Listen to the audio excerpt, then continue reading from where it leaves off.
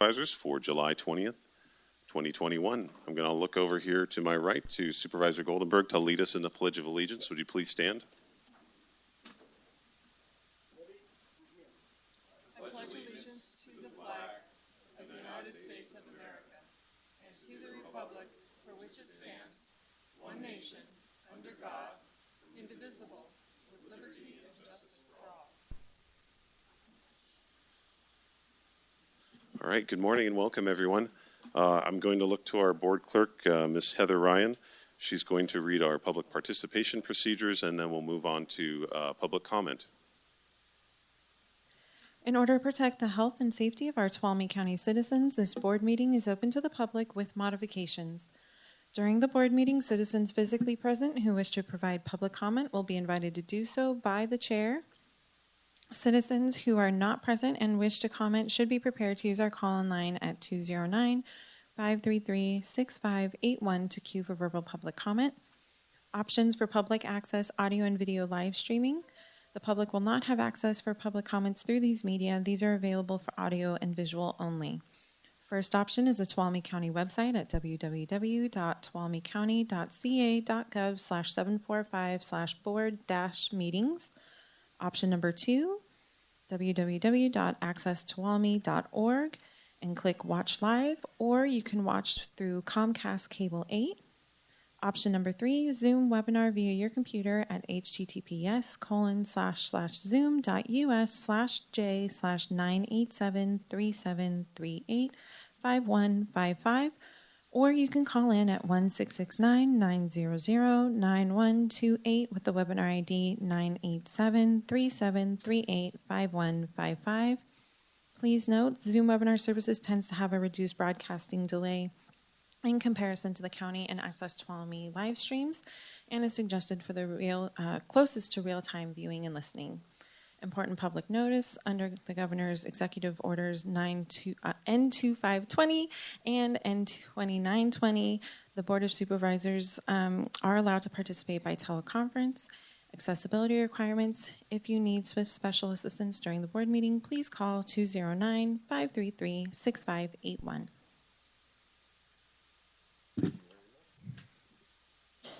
Thank you very much. Okay, at this time I'll open oral communications. Our board values public participation and encourages community members to take this time to provide comment on matters of county interest. This section is for comment not related to items on the agenda. The public comment time limit of 3 minutes per speaker applies, and no action may be taken by the board on topics discussed. Your board members are listening carefully to these comments and appreciate you taking the time to make a personal investment in our community. And so I'll invite anyone from the boardroom to come up to the lectern, and if you would like to speak, you have 3 minutes. Good morning. I'm Pete Akel. I live in Big Oak Flat. We can end COVID-19 this week in Tuolumne County. The cheap, widely available drug, ivermectin, is also a cure for COVID. Everyone should have it on their shelf. On top of that, if we boost our immune systems, then we're unlikely to get sick at all. But if someone does get sick, no big deal if you have ivermectin. There's now a peer-reviewed meta-analysis of over 20 randomized controlled trials of ivermectin. This is the gold standard in evidence for a drug. The trial shows it works extremely well for COVID-19. But the CDC and the FDA still do not encourage its use. It's a safe drug used widely throughout the world. Why wouldn't they recommend it? Because the emergency authorization that allowed introduction of the COVID-19 vaccines would not be possible if an effective treatment was available. So medical authorities, media, and big tech have worked together to suppress knowledge of ivermectin. People and doctors who try to talk about it get censored. Doctors who know about it are afraid of punishment if they prescribe it. Doctors with impeccable credentials have been fired from their hospitals and had their licenses threatened for daring to talk about or prescribe it. Meanwhile, people are scared and are allowed to get sick and even die thinking there's no good treatment. This situation causes we, the people, to not trust the FDA or the CDC, as they clearly represent the pharmaceutical and vaccine industries and not us. The message from FDA, CDC continues to be, there's no good early treatment, go get the vaccine. But the vaccine doesn't work well. Lots of vaccinated people are getting COVID, and it's very dangerous. U.S. government's own vaccine adverse reaction database lists over 9,000 deaths attributed to the COVID vaccines, and many more than that in serious injuries. That's more deaths than were logged for all past vaccines in the U.S. combined. Recognition of this fraud and cover-up is growing and is becoming global. There have been large protests in France, England, and more over the idiocy that is our health authorities. Powerful forces continue, however, to censor and push the vaccine as the only solution. They want a needle in every arm, despite the immense number of deaths and injuries it's causing. I recommend the supervisors spend time educating yourself about ivermectin and the death count and side effects in these experimental COVID vaccines. But it won't be easy because the best sources of information are censored, and you won't find much COVID truth on YouTube, Facebook, Google searches, or even Wikipedia. Listen to the doctors and other experts who are being censored. If asked, I can provide you a list. Let's make Tuolumne the county that ends this madness by encouraging immune system boost and having ivermectin on the shelf. Thank you for your attention. Thank you.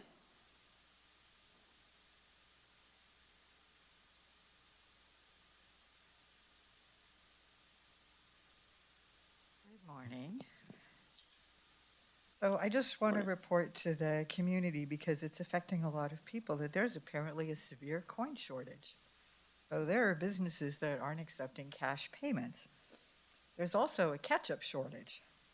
So apparently the shortage isn't related to coins or ketchup, but the fact that there's a shortage of trucks and drivers. So if anyone out there is unemployed, you need a job, learn how to be a truck driver. And then I also want to report, and I see Chief Fasci is here, about the wrapping chains so that they're safe and don't spark fires. So not this weekend, but the weekend before in Save Mart, there was this family with this huge boat and these huge thick chains that were kind of dragging. So I offered them my last chain wrap. And they were so nasty and so rude and so hostile and told me that they couldn't cross their chains, they couldn't wrap their chains because then they couldn't turn their boat. And so I was stupid and ignorant. So I went into Save Mart, and there were only women working up front. And I told them what my experience was, and they go, well, any idiot knows you have to wrap your chains. So I thought that was really interesting. And then I'm really kind of disappointed not to see Public Health today to make a staff report, given our surge of COVID cases. So for an hour, it was really busy on, I think it was Saturday. And for an hour at the front door, Walmart only had 31 people that I saw that were wearing a mask, and 6 were employees. And there must have been more than 400 people in the store. And in Save Mart, they only had 8 people wearing a mask, and only 1 was an employee. So I just thought that was kind of interesting. And then on the presentation last week from YSF, several of you were gushing, and it sounded kind of like it was too good to be true. And I didn't hear any discussion of money. I didn't hear any questions about money. And the rumors that I'm hearing is they're going to want money from you, or from me as a taxpayer, and they're going to want close to twice as much money as what Parks and Rec uses now. So I certainly hope in the future there's going to be some discussion about the money that's going to be asked for on that project. Thank you. Thank you. Is there anyone else from the room that would like to speak? Okay, if not, I'll look to the... Come on down.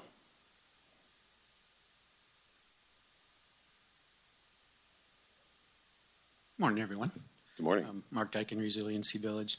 I didn't come here to talk about that today, but I understand you're looking for some suggestions on how to spend $10 million in COVID money. And I would just like to suggest that part of that money for sure be put into the Sheriff's Department to make sure that they can fill all of their deputy spots, and perhaps even look at raising the pay of our deputies so that it's more attractive to work in Tuolumne County. And as part of a program like that, I would also like to suggest that some money be set aside to study and possibly even fund the idea of nonprofit organizations like ours and others who serve people who are on the margins to find a way to work with law enforcement to have a more effective response and let them focus on safety and crime issues and let other organizations focus on the kind of things that occupy a lot of time but aren't necessarily the best use of law enforcement. I think folks like us could figure out a way to do that sort of outreach and get people the services they need and let Sheriff Pooley's deputies focus on the things that are really important to them. Thank you. Thank you very much. Okay, would anyone else from the room like to speak? All right, is there anyone on the phones that would like to speak? Okay, shake of the head. So, all right, so we'll go ahead and close public comment. Move on to staff reports. Is there any county staff that would like to make a report? Not seeing anyone popping up. Do see the door is shaking though? Okay. All right, so we'll go ahead and close staff reports and we'll move on to the consent calendar. I'll look to the board clerk. Could you please read our consent calendar? Item number 1, approving the minutes from the July 13, 2021 meeting. Item number 2, ordering special assessments against various parcels within unincorporated Tuolumne County to be collected in the same manner as ordinary real property taxes for unpaid administrative penalties and abatement costs related to co-compliance cases. Item number 3, appointing Xandra Beats to the Commission on Aging with a term to expire December 31st, 2024. Item number 4, approving a contract with Capital Elevator Company, Inc. for the maintenance of various county-owned elevators in an amount not to exceed $14,280 for fiscal year 2021-2022. Okay, would any board member like to pull an item from the consent? No? Okay. Any comments? Okay. So if we have a comment on that. Yeah, good morning. I just wanted to speak to item number 3, appointing Xandra Beats to the Commission of Aging. Very glad to see that she's coming on board, and it's really good to bring the tribal perspective to that committee. It's a really active, good committee, and this just increased the depth a little bit more, and much appreciated. Thanks. Thank you. Is there any public comment on the consent? Okay. I don't see any phone calls. Okay. All right, I'll bring it back to the board for a motion. I'll move to accept the consent calendar. Okay, do I have a second? Second. Okay, motion by Supervisor Goldberg, second by Supervisor Brandon. Call for the vote. All those in favor, please say aye. Aye. Any opposed? Okay, motion passes 5-0. Thank you very much. Oh, I'm sorry, 4-0 with 1 absence. You'd think I would be able to count to 5 by now, but I guess. Okay, so we do have some we have some proclamations today, but I'm going to look to our CAO, Tracy Riggs. Do you want to do our 9 a.m. Appointment first? Do you expect that to take very long?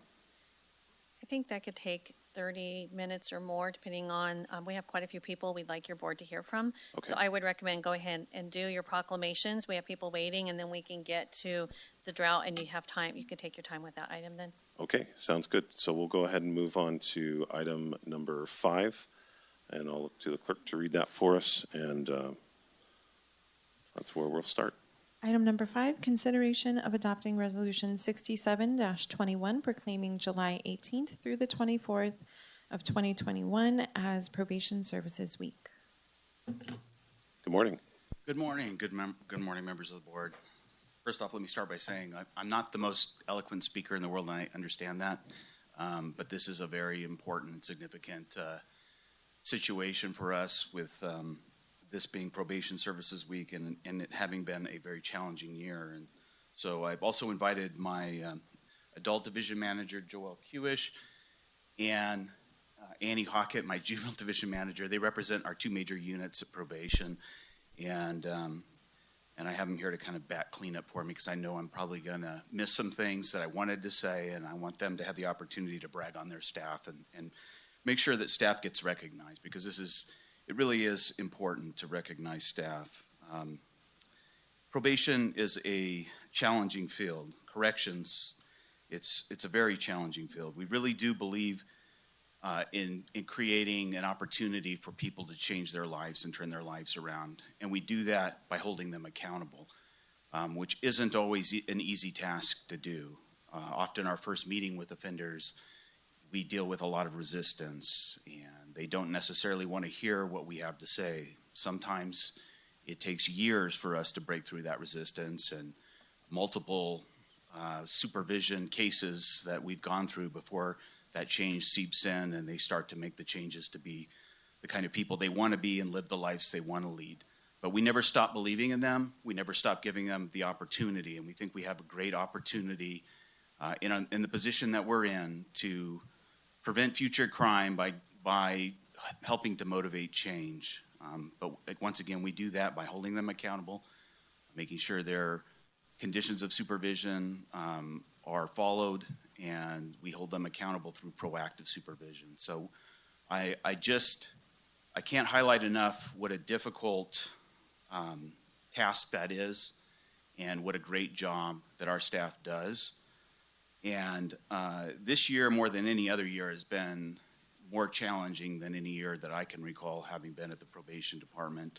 Not just because I'm the chief now, but in the 21 years I've been there, I do think this has been a very challenging time, and it has for a lot of professionals and a lot of different sectors of our community.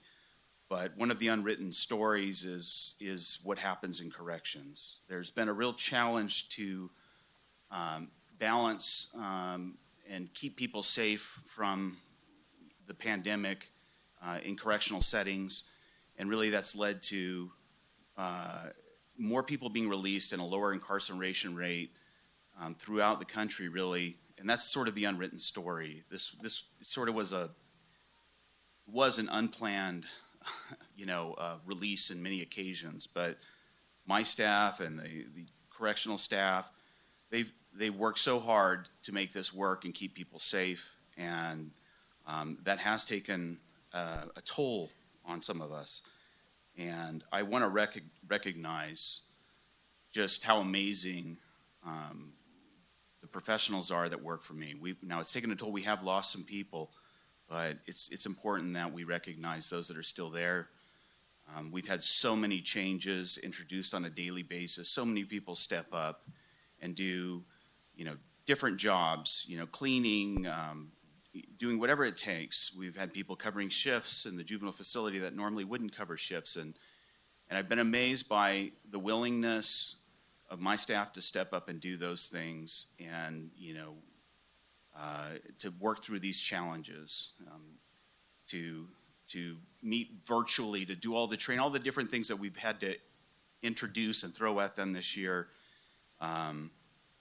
They've done an amazing job. And so I really want to recognize staff and do that by making sure that we acknowledge Probation Services Week and have that proclamation go through. I'd like to now turn it over to Joelle Kewish so she can talk about some of the challenges that her staff have had this year. Thank you.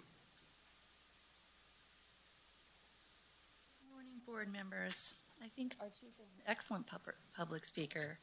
Thank you, Dan. So as he mentioned, I am the manager of the adult division, and there are several units under the adult division. I'll give you a brief overview. First of all, it has been a very challenging year. The pandemic has presented us with a lot of unique challenges to our department. I couldn't be more proud of our staff for rising to those challenges. Office closures, everything has been so fluid, and everybody has just adapted so quickly and shown their true character, and I'm really proud to be part of that department. Our pre-trial staff has faced some challenges over the months. We are currently still operational 7 days a week, and our pretrial staff continue to provide valuable information to the court and the jail in regards to their release decisions by using their validated risk assessment tool. They also continue to monitor individuals in the county who are subject to electronic monitoring devices and alcohol monitors to help promote public safety with those who are doing alternatives to custody. Our court unit, this small but mighty group, represents our department in court. They have navigated all of the operational changes that have occurred within the court system. We have had limited capacity in the courts and delayed jury trials, and they have continued to push forward. They have felt the impact once jury trials started to move again. They have felt the workload impact, and they write hundreds of different types of reports, including pre-sentence reports, where they conduct investigations and provide unbiased analysis to the court to assist the court in making their sentencing decisions. This team is like a well-oiled machine. They work so well together. Our supervision unit and our high-risk supervision team, as Dan mentioned, this unit was faced with very unique challenges of unprecedented numbers of individuals being released early from the prison systems, sometimes with very little notice, and sometimes these individuals had extreme challenges: lack of housing, lack of medical care, lack of family in the community. And our unit was tasked with locating housing for them or linking them with the medical needs that they needed, and working with the community-based organizations who were still operational to assist us in that work. They also met the challenge of a lack of rehabilitative services that were caused by the pandemic, because several, with the office closures and that type of service was not readily available. So we got really creative in how we provide services to our clientele. And again, they did a great job meeting all of the challenges that we were faced with. Our work release staff, in the beginning, we were faced with, again, limited capacity of participants, and we had a retirement early on when COVID hit, so we had one dedicated employee who pushed through, and now we have a small team of 2 who continue to work with our work release crews to provide service to the county agencies. And they are a team of 2 who accomplish quite a bit. They accomplish a lot. Our support staff, I can't say enough about our support staff. They are dedicated to keeping us all in line, ensuring that processes are smooth, ensuring communication and with our community partners, and making sure that they have everything that they need. And they help ensure our quality of work at every turn.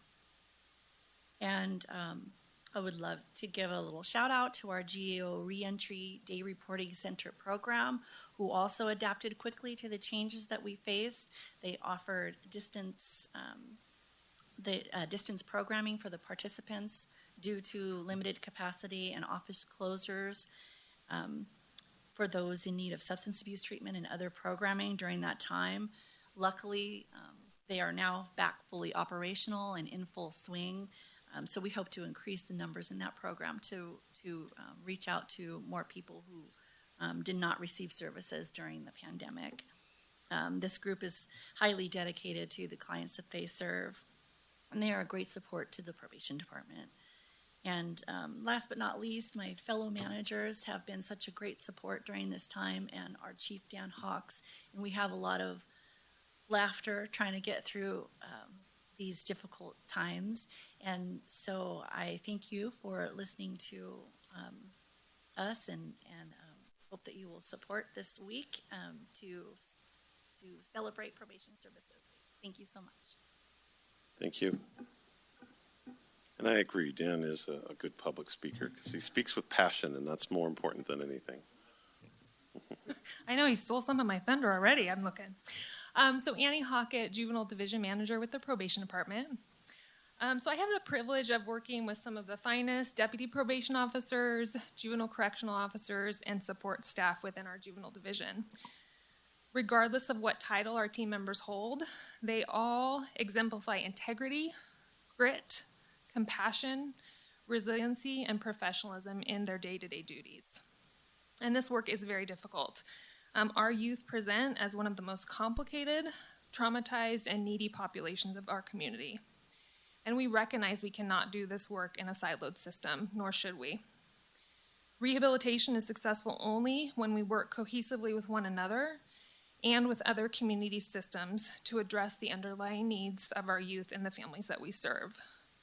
We do all of this while working to ensure that victims are restored and our community is safe. So what does the work look like in the juvenile division? It can take a lot of different forms. It might mean simply linking a youth in need of mental health or substance abuse services to those services and addressing any barriers that come up along the way.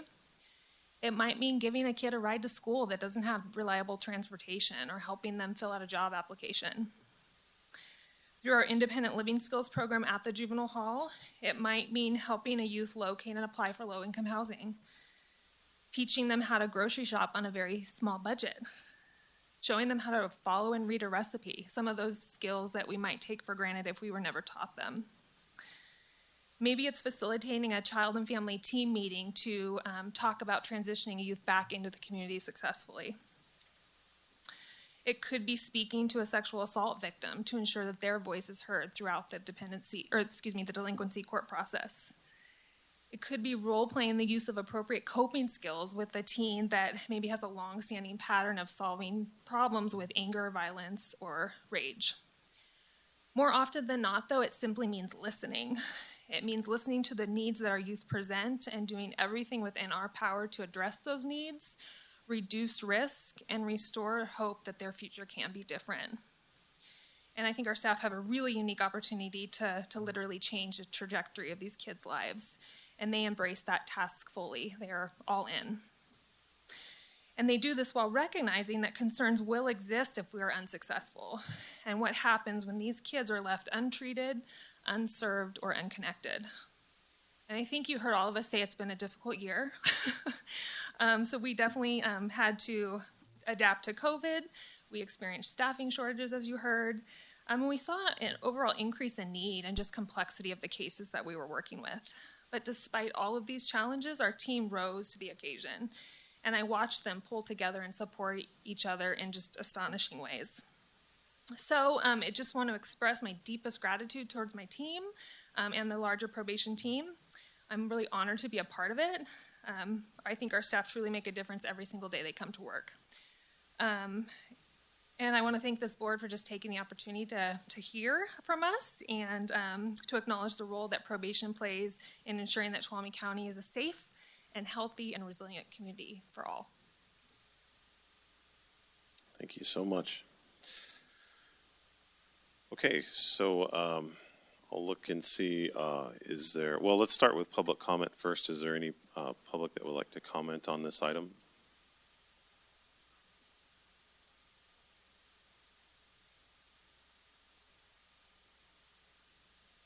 I wasn't planning on speaking, but I do want to acknowledge Rebecca, Health and Human Services Agency Director. I do want to acknowledge the partnership that we have had with our probation department, specifically our juvenile hall staff. We have children that have left our community and have been in group homes. And it is sad when we hope that they are returned to our community to go to juvenile hall, because we know they're taken care of there. And what's happening in our group homes is appalling. And I just want to acknowledge that the work that is being done at juvenile hall is exceptional. Thank you. Thank you. Any other public comment? Anyone on the phones like to speak? Okay, I'll bring it back to the board for discussion, questions, and or a motion. I'd like to make comments first. Dan, thank you for your presentation. And Jewel, I really enjoyed hearing about how your staff, the adult probation staff, basically had to turn on a dime, adjust and adapt to what the state was doing with the releases. Thank you for that.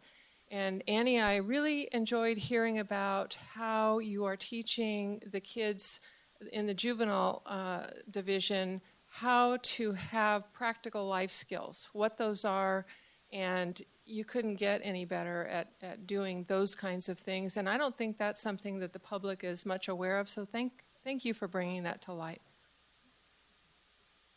Those are my comments.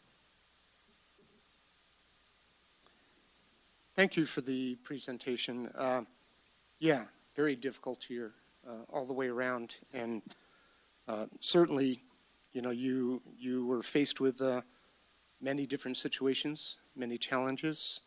I appreciate hearing about the efforts on rehabilitation, but you know, always keeping in mind the safety of the public. That's a very critical factor. And with all the challenges that you faced, you know, hearing things like people doing whatever it takes, and people rising to the occasion, and that you know, that's just outstanding.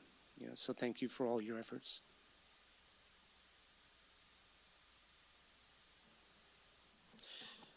I wanted to reiterate what everybody's saying. Dan, you're a great speaker. And thank you so much, both of our division managers, for presenting today. When we send people away, whether they're children or adults, most of them come back into the community at some point. And you're in the business of being able to guide and facilitate that so that they can reintegrate and follow rules and, you know, I think be a productive member. And that is an extremely honorable profession. And I know you have dealt with an amazing amount of challenges. Some of the new ones that you've also presented here today, I think speak here that, you know, we see you, we hear you, we appreciate you. We have a lot of folks that I think go off the right path and need your help to be able to get back onto it. And that's a very special thing, and it does mean a huge amount for our community. So thank you so much.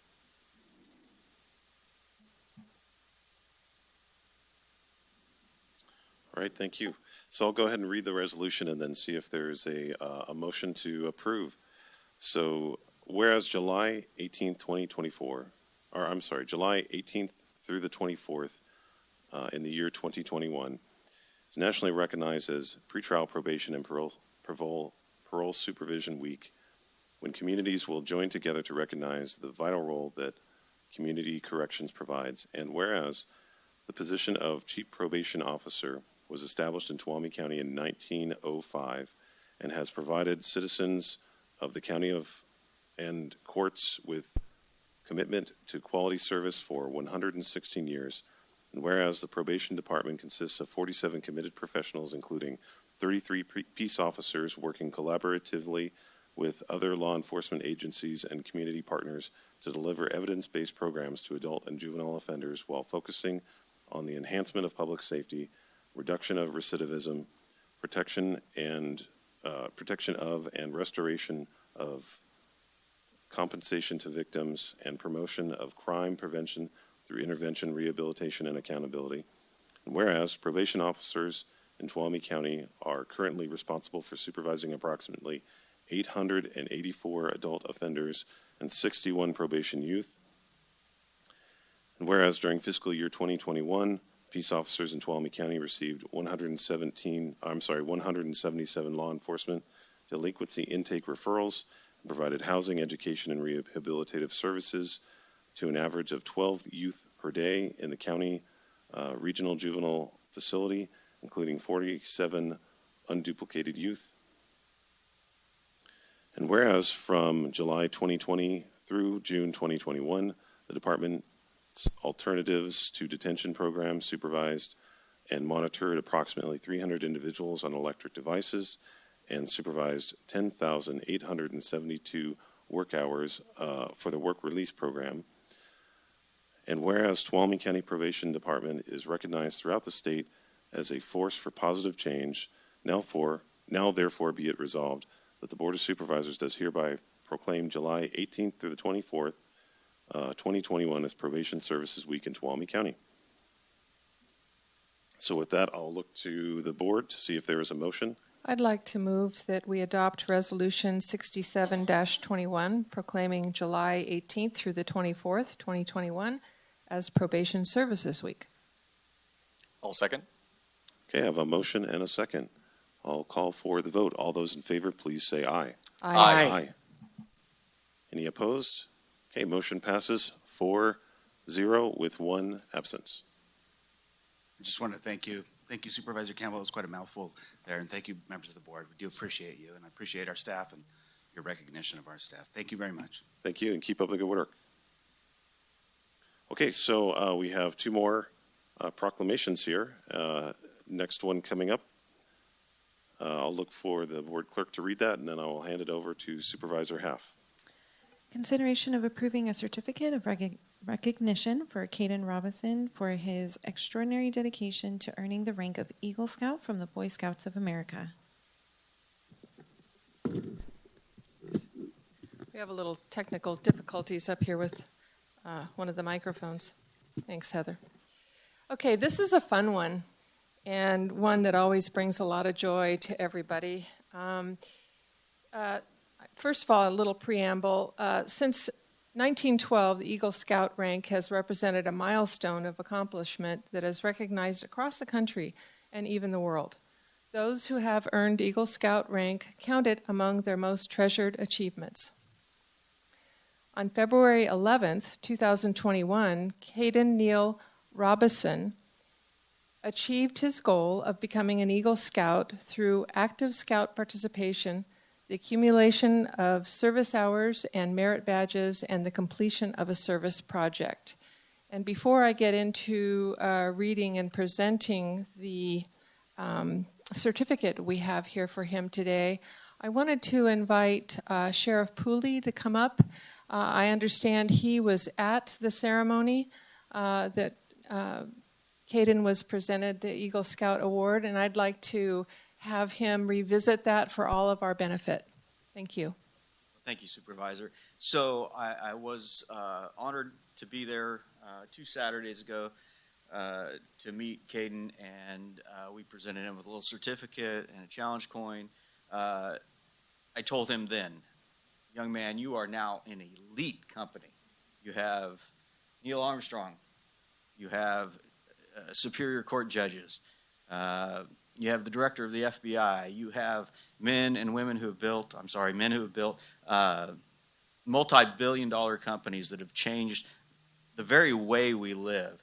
And my comment to him at the time was, I reached over and I grabbed him by the shoulder and I pulled him in. I wouldn't do that today because I see there's a cast on there, and I'm curious to hear a little bit about that. But hey, your work is not done. You have a lot of work to do. People are expecting great things out of you, so keep up the great work. And the ceremony itself was fantastic. They go over all the 12 Scout rules and things like that. There's a very special moment for the family as well that Caden presented his mother and father with pins and his grandmother with a pin as well. So it was an honor to be there. Caden, good job, man. Thank you. Thank you. So I would like to do this. I would like to call for passing or recommending that we award this certificate before reading it, if that's all right. And then I would like to go to the podium and ask Caden to come up and we actually read the certificate. Okay, let's see if there's any public comment first. Would anyone like to comment on this before we go to a motion? Come on down.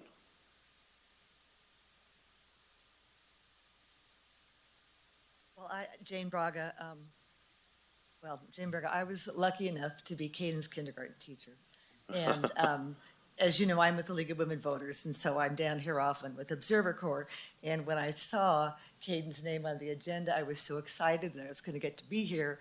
And now I get to speak and say just what a great kid he was. He was a wonderful Bob kitten in my class all the way, that's what I called him, and all the way through school. He was just a wonderful student and role model, and we are just so lucky to have young people like Caden in our community, and I agree, he's going to do great stuff, and I'm just so delighted to be here today and so proud of him, and thanks Mom and Dad and Grandma, and thank you, he's a great kid.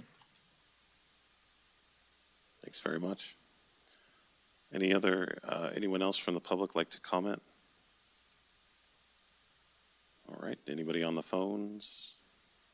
All right, bring it back to the board. So I believe, okay, Supervisor Goldenberg. Caden, I just wanted to offer my personal congratulations. My father was an Eagle Scout, and just tremendous accomplishment. And it takes a lot to get there. And I know I was very proud of my father. He was proud of what he did, and we're all proud of you. So thank you.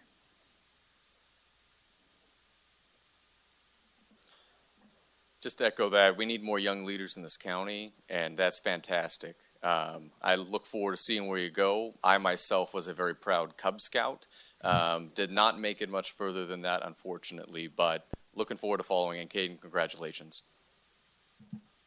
All right, and all you have to do is look at all those patches to know the amount of work that went into getting you where you are today. So wonderful job, and keep it up.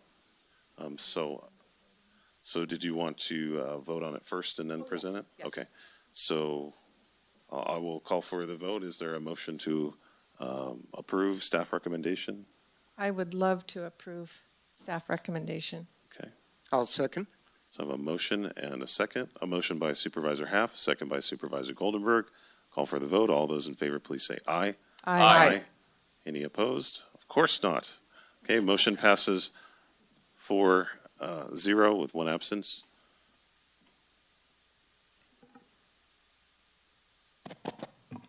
Okay. At this time, I'd like to call Caden up to the podium.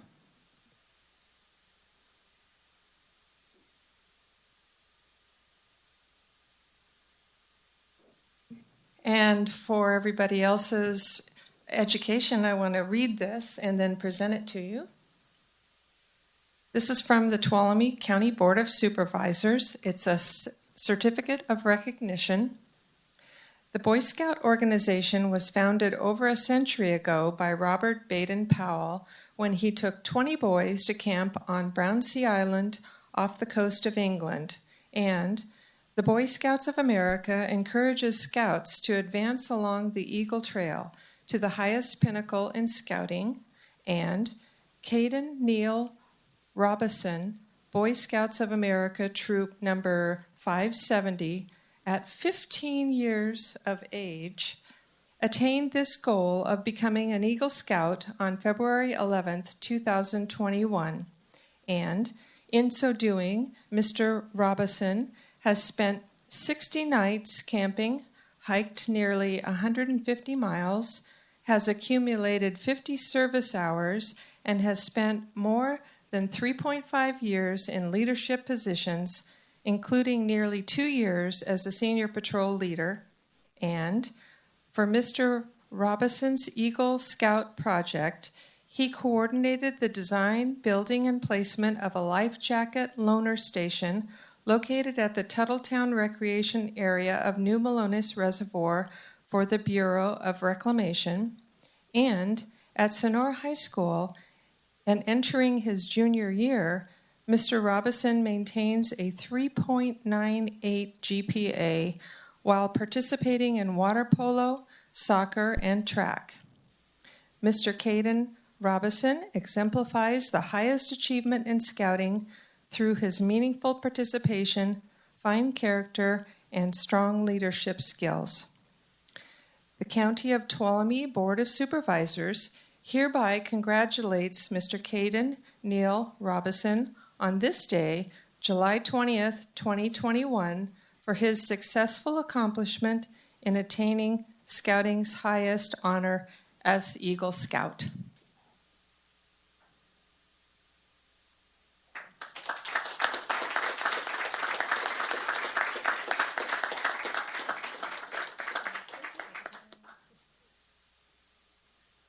So I want to point out this young leader is 15 years old. I think that's incredible.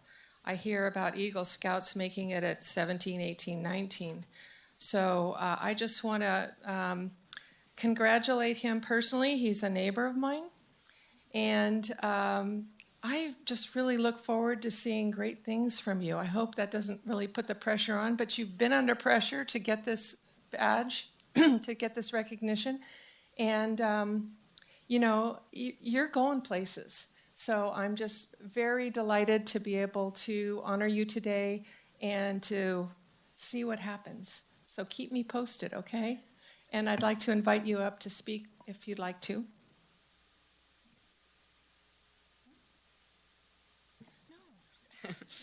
You know, if you want to give him what it felt like in English or whatever you want to say. Okay. Thank you for inviting me here. This means a lot to me. It was a long haul to get to this, and I want to thank my mom especially for helping me to push through the long hours of just working through some of the merit badges that took me over a year. It was there were some rough spots, but we got through it. And like at my ceremony, I thanked everyone, and I would like to thank them again for helping me through my life and teaching me all these things. Even before I had this, they were teaching me this stuff. And yeah, thank you. And I really hope that my Eagle project at Maloney's does help save lives, as its intention is. It is unfortunate that it hasn't so far, but I believe that it will. Thank you. And I would like to bring Caden up to shake the other supervisors' hands.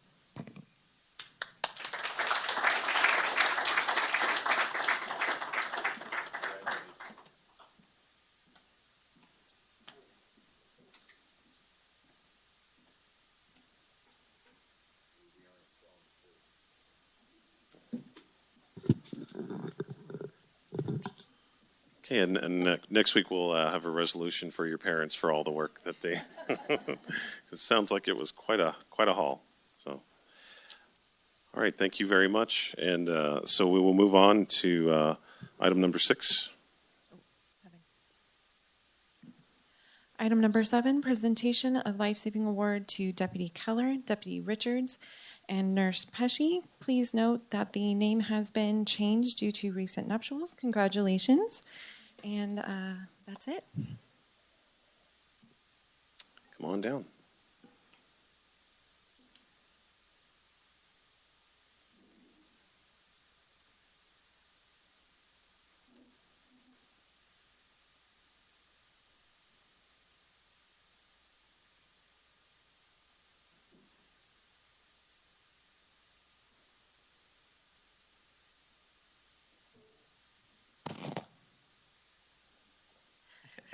Good morning, Board. Chairman Campbell. It's an honor to be here today to present the Tuolumne County Sheriff's Life Saving Award, which is awarded for exceptional and heroic acts during an emergency wherein the action saved a life. Today's recipients are Deputy Sean Keller, Deputy Jared Richards, and Nurse Monique Pesci. So if I could ask them to come up front with me.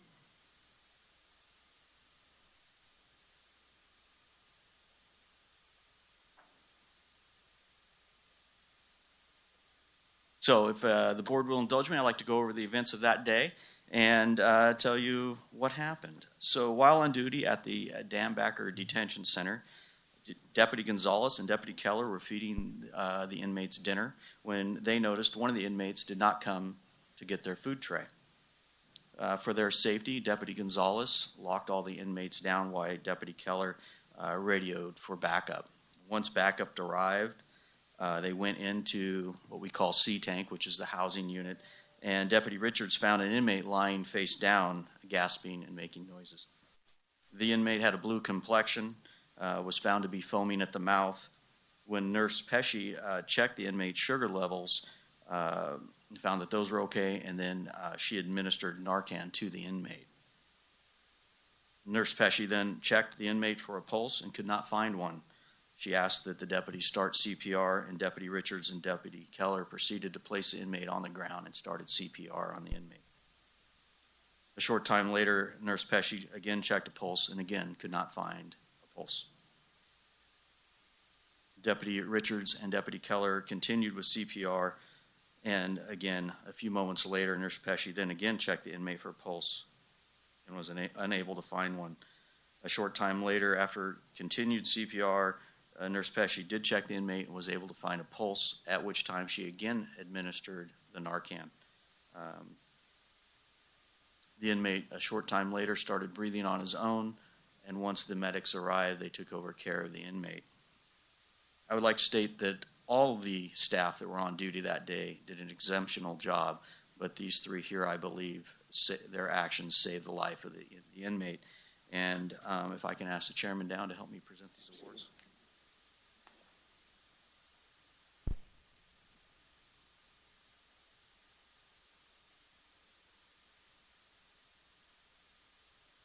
So for their exceptional and heroic acts during an emergency wherein their actions saved the life of an inmate, Deputy Keller, Deputy Richards, and Nurse Pesci are hereby presented the Tuolumne County Sheriff's Office Life Saving Award.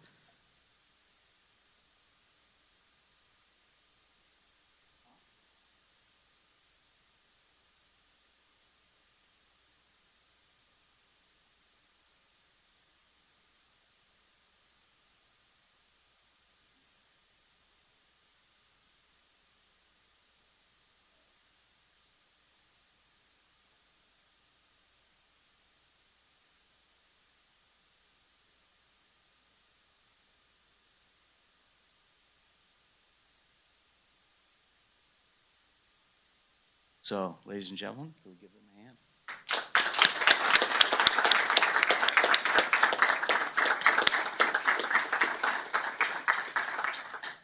So, thank you. So, I know your family's here. Would you like to acknowledge your family? Yes, you would. Thanks for coming today. So, these three are just a small example of what our staff do every day and their actions. Our staff every day work very hard to protect the inmates, house the inmates, take care of the inmates, and I'm so grateful for all three of you and what you did that day. Thank you so much. Thank you. Okay, is there any, would anyone from the public like to comment on this? Okay, and I don't see any public comments, so I'll bring it back to the board. Start on this end. Just want to say that's an impressive story. That's amazing that, I mean, somebody would have a code, you know, for so long and to keep at it until, you know, you're able to bring them back, and 2 doses as well. Great action, you know, quick thinking. Congratulations and thank you so much, because, I mean, that's a well-oiled machine to be able to get everybody in the right place and save a life. So congratulations. Yeah, I'd just like to add to that, in the course of your jobs, right, you're expected to perform and do these things, but this is really beyond that, right? You took all the proper steps and you kept at it, and the perseverance, and what we have now is a person whose life was saved. So very nice. Good job. Thank you.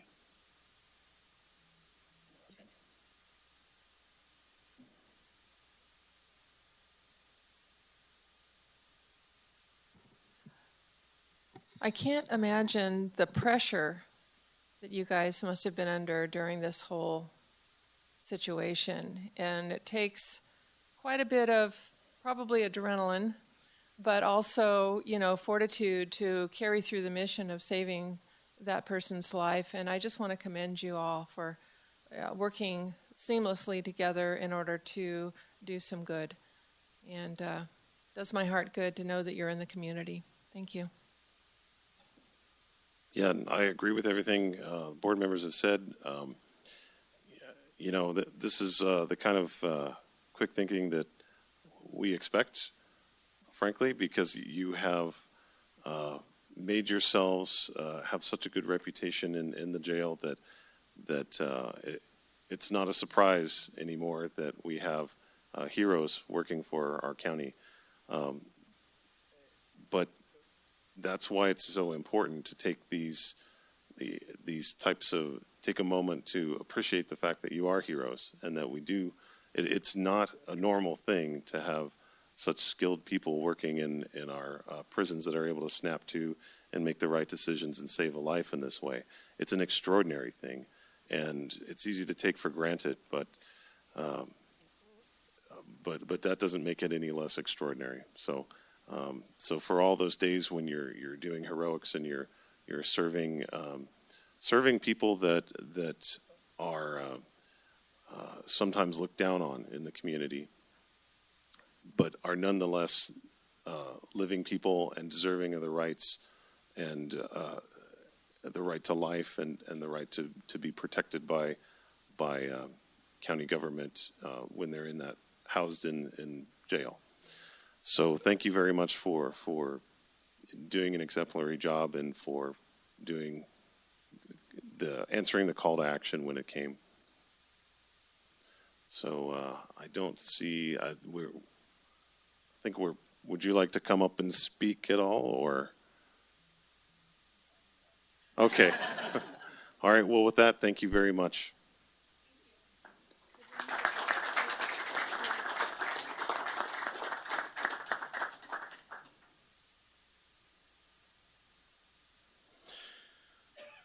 Okay, so we'll move on to our 9 a.m. appointment.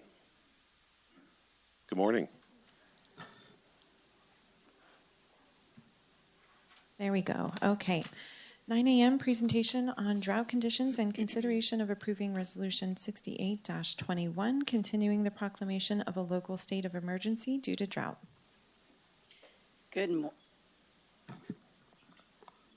Let's see, there we go. Good morning, Board of Supervisors. Dory Beets, your Office of Emergency Services Coordinator. I'm also joined here with Rob Koslevy, who's our Environmental Health Director. You have in front of you a copy of our presentation, but also a memo that I'm just going to briefly go through some of the major points of that. This presentation is specific to the current drought conditions. The Tuolumne County Board of Supervisors first declared a state of emergency due to drought conditions back in February of 2014 and continued that local state of emergency until 2017. In the beginning of that drought emergency, then, our primary focus was to ensure our larger water systems had what they needed to make it through the year. Once they were stabilized, we then focused on private homes that depended upon wells as their only source of water. There were many individual wells that ran dry those years, and staff were kept busy tracking and figuring out how to provide much-needed resources. On March 5th of this year, the United States Department of Agriculture issued a letter to the governor designating 50 California counties as primary natural disaster areas due to recent drought. On Monday, May 10th of this year, the governor of California issued a proclamation of a state of emergency, stating extreme drought conditions through much of the state, presenting urgent challenges, including risk of water shortages in communities, greatly increased wildfire activity, diminished water for agricultural production, degraded habitat for many fish and wildlife species, and additional water scarcity if drought conditions continue into next year. This state of emergency included Tuolumne County. Since then, the governor has amended the proclamation, expanding to include 9 additional counties, bringing the total to all 50 counties now under the drought state of emergency. On May 18th of this year, your board then proclaimed a local state of emergency due to drought. On July 8th, the governor issued an executive order, N-10-21, asking all Californians to voluntarily reduce water use by 15% to preserve supplies and protect water reserves. The State Water Resources Control Board and the Department of Water Resources will monitor progress on voluntary conservation, reservoir storage, soil moisture, and other metrics in the coming months to determine whether additional drought response actions are needed. Staff have reached out to the county departments and our other partners. One thing that Tuolumne County has a phenomenal reputation is working and collaborating with our partners. We have several in the audience that will come up to speak when we finish our presentation as well. We will continue to do that, to meet and strategize and provide outreach and educational partnerships. After the presentation, we will be here to answer some questions. Pursuant to Government Code, Section 8630C, this governing body shall review the need for continuing the local state of emergency at least every 60 days. So that's part of the reason why we're here, and we will continue to do so as we go through this. So real quick, part of our presentation, I'd like to just really quickly define drought for many folks, including the public. Impacts vary with location, and of course the hydrologic conditions causing impacts for water users in one location may not represent drought for water users in another. So you'll see that varying throughout California. Individual water agency may use criteria such as rainfall, runoff, amount of water in storage, or expected supply from a water wholesaler to define their water supply conditions. What causes drought? It's a normal part of our water cycle here in California, and unfortunately, it will continue to happen. But dry years happen periodically. Sometimes dry conditions persist over multiple years, eventually resulting in sufficient impacts for these dry conditions to be termed a drought. The last go around, the drought actually started in 2012, and that was at a time of record warmth within California. Our partners from the National Weather Service have provided these slides that I want to briefly tell you what the weather outlook is. This is the 2020 water year percent of average, as you can see, percentage of normal. We are obviously dry in the northern parts of California, including Tuolumne County. 2021, the water year percentage of average, again, is dry. This is the Northern Sierra 8-station index that really looks at what that average water year is, and you can see we're well below that for this particular year. The blue is the average, the yellow is where we are throughout that water year. Snowpack, these conditions, again, are relatively low compared to other previous years. And then the reservoir conditions. So 2020 on the left, you can see the blue was the levels, yellow was the average, so we were higher. 2021, you can see now we're well below those averages for reservoir levels. Also relying on the U.S. Drought Monitor, you can see relatively the majority of California, definitely Tuolumne County, is in those higher level drought conditions. And we don't have much to look for with the summer outlook as far as 3-month temperature higher than above average. And that precipitation outlook is not good either for the 3 months, even though the rain we had yesterday was welcome. Yeah, but the lightning wasn't. Yes, the lightning was not. That's another discussion. So some of our current county conditions and what we are seeing. I'm going to turn it over here to Rob, specific to environmental health and what we are seeing currently up to date. Good morning, Board. Rob Kostlevy, Environmental Health. I can honestly say that I never anticipated using this platform again to discuss drought, but here we are. And Dory did a fantastic job of describing what the current drought conditions are, but in order for us to really understand where we're at and where we're going, we kind of need to take a look backwards at where we started from back in 2014. And it's just a brief analysis on this. In 2014, in, I believe it was February, the county declared a state of emergency for the drought. They requested that environmental health be the liaison between the public and the various governmental agencies in Sacramento. And I looked upon that and anticipated that we would see some small increase in well failures, particularly in the fall. In Tuolumne County, we are subject to hard rock wells. And hard rock wells, typically, if they're going to struggle, it is in the late September, October, November. You know, they've cycled through that whole water cycle and they've been stressed all summer and the drier part of the fall. And we saw that. And right in, I think around November, we saw an increase of failed wells, a little more than I anticipated for. And that following year, we really began to see a large number of wells failing. And we began our program, you know, delivering water, whether it's by hand or installing various storage tanks for customers or our constituents to utilize to protect for their health and safety. We saw some great things from our neighbors. We saw, one home might have a functioning well and the other one did not, and we saw hoses dragged across different parcels to help facilitate water usage, which is, it's a great thing, a neighbor helping neighbors.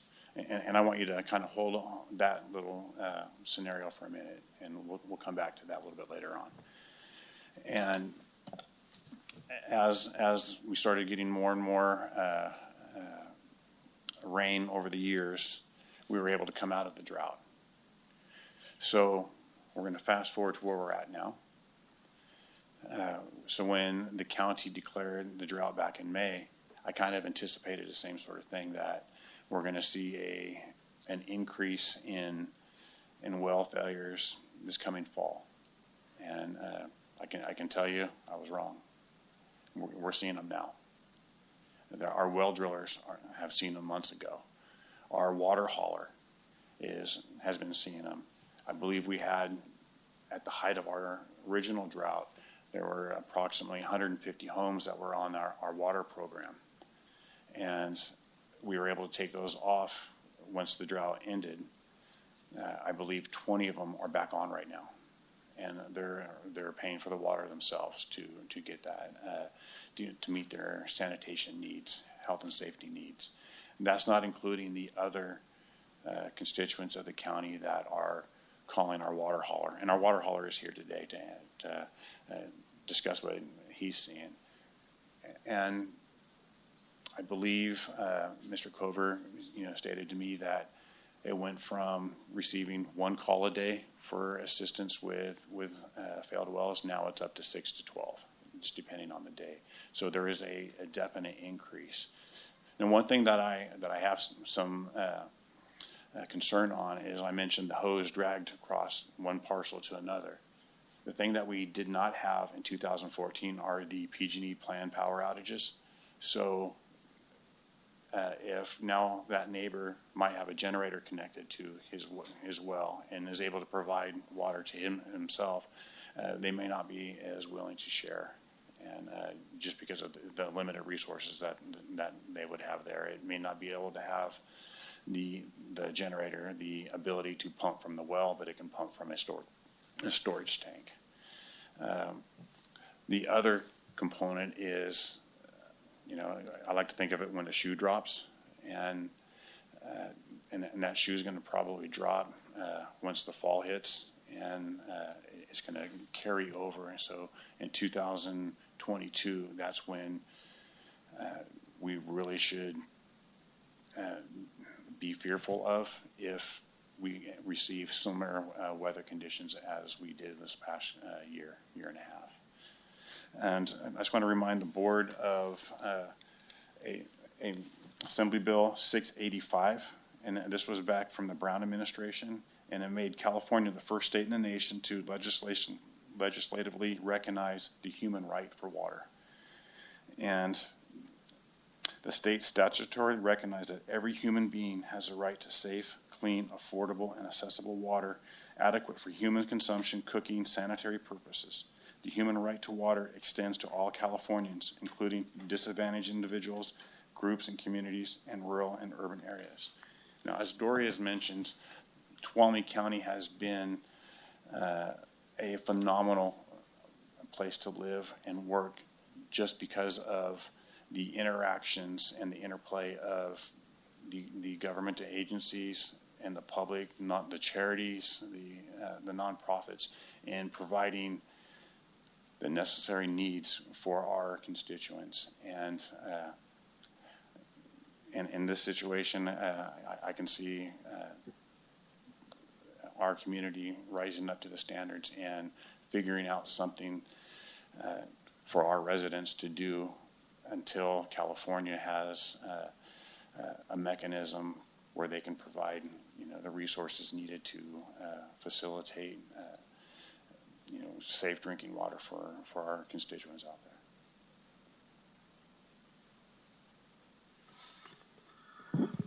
Great, thank you, Rob. So as stated, we have been reaching out. We've already had our first operational area drought task force meeting with all of our partners.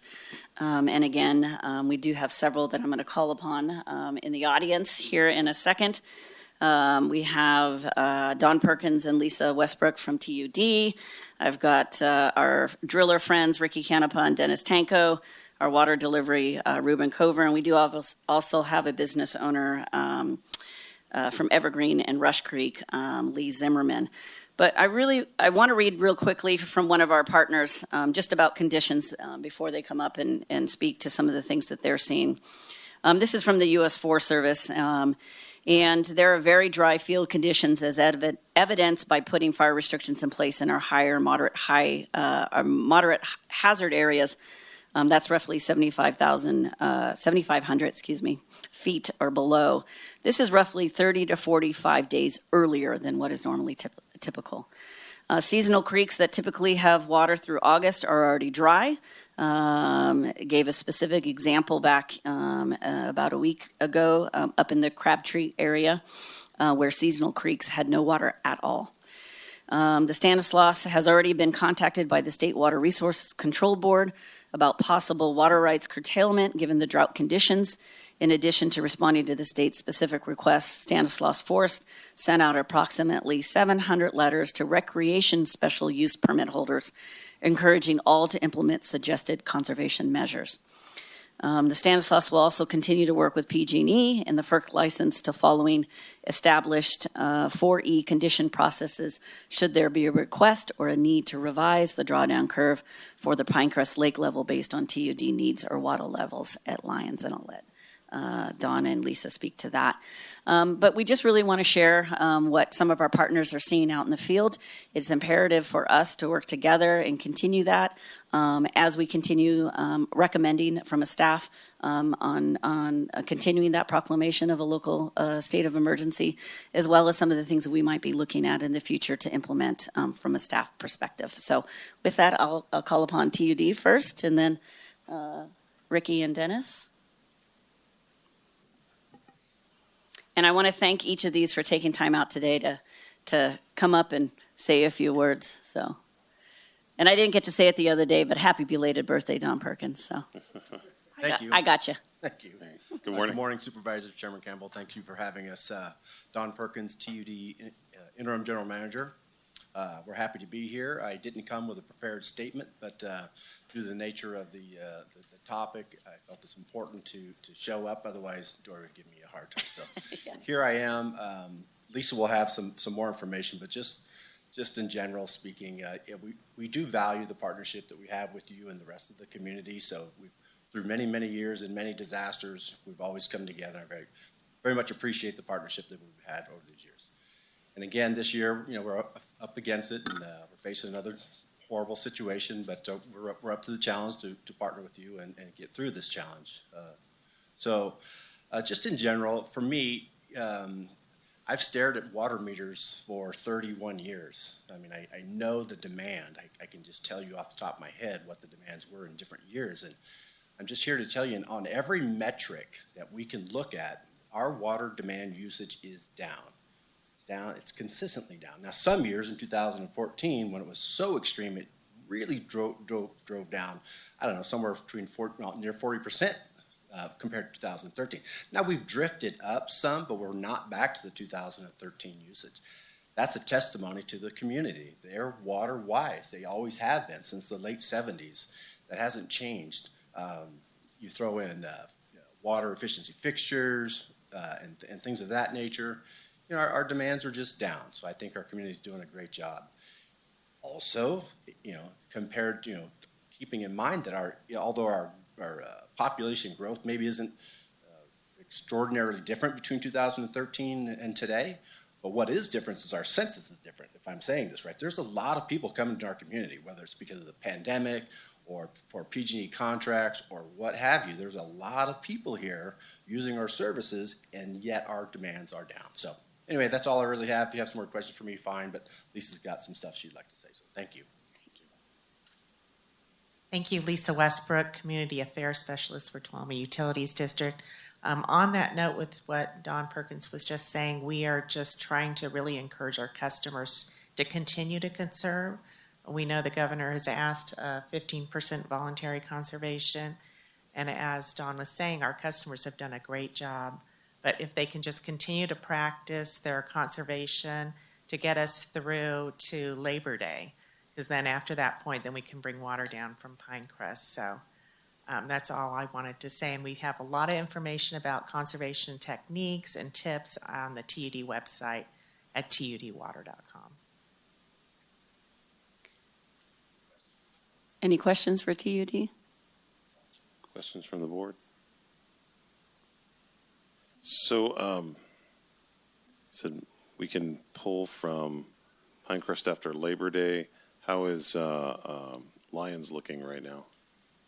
Yeah, I guess I could have said a few more things about our storage. So, so our storage comes from Strawberry or Pinecrest and Lions, right?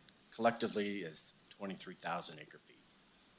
We have targets, we have partners, right? The PG&E, TUD, and the Forest Service. We all have these targets that we'd like to see at Labor Day for good reasons, right? So at Strawberry, Pinecrest, they like to see an elevation of 5610 at Labor Day. That's an elevation, not a volume.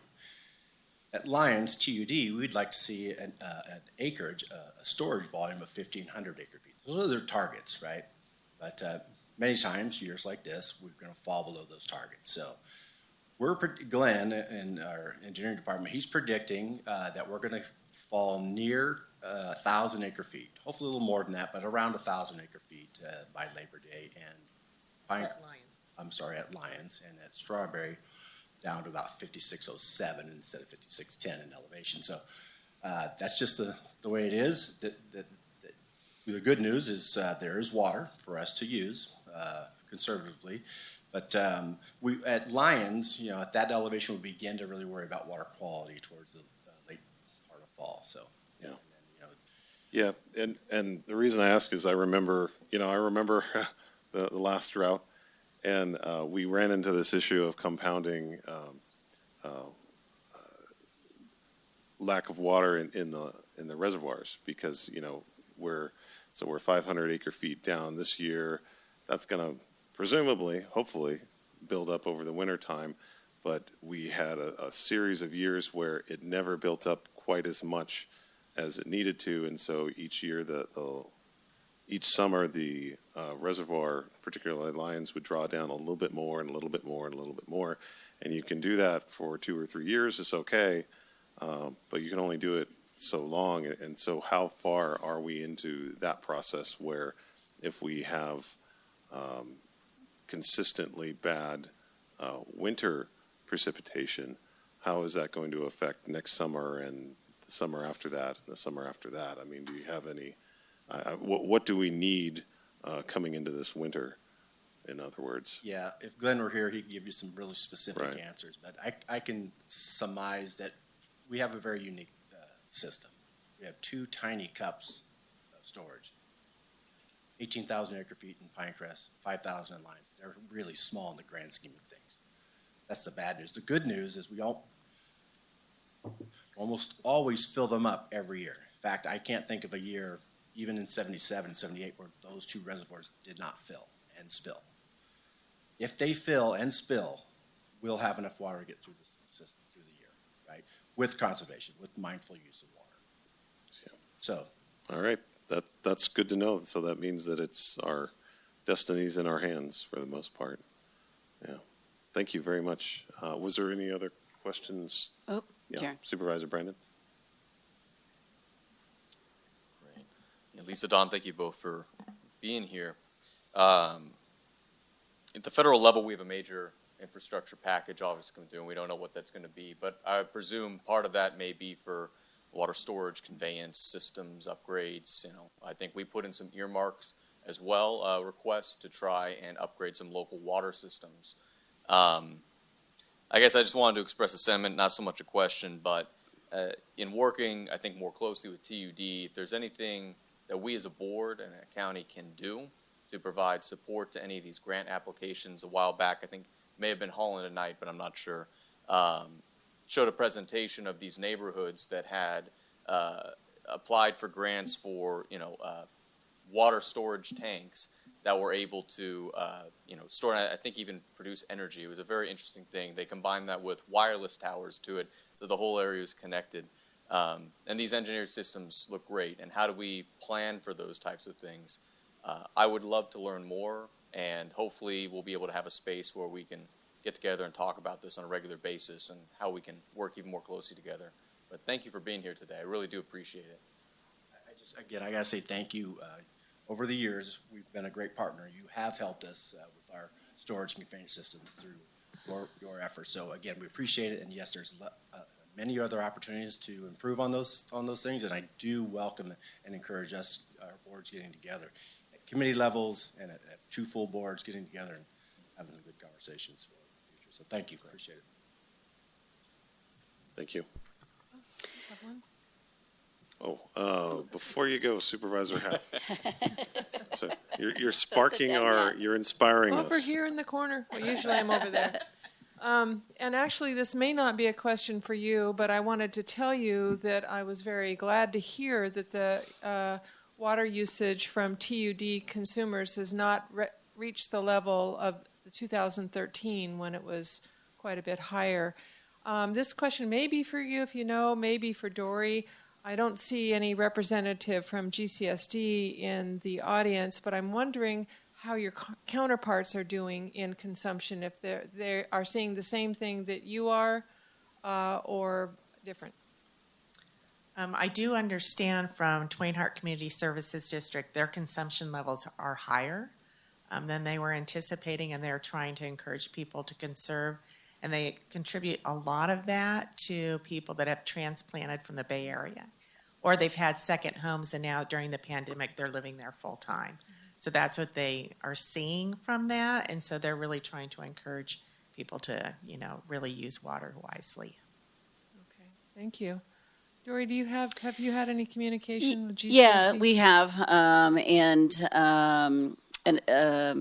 They, I don't think, have seen the higher, increase in water use that Twain Harte has seen, but I know that they are looking at alternatives and are concerned about, fire flow, other parts of potential impacts, depending on what comes down, from the state side. But I know that Pete Campa will be a part of our discussions and has been contacted and will be a part of our water policy upcoming committee discussion as well. So. Great. Yeah, I'm on that water policy committee. I look forward to us reconvening after many years. Yeah. Thank you very much to both you, Don and Lisa, for being here today. I appreciated your presentation. Thank you.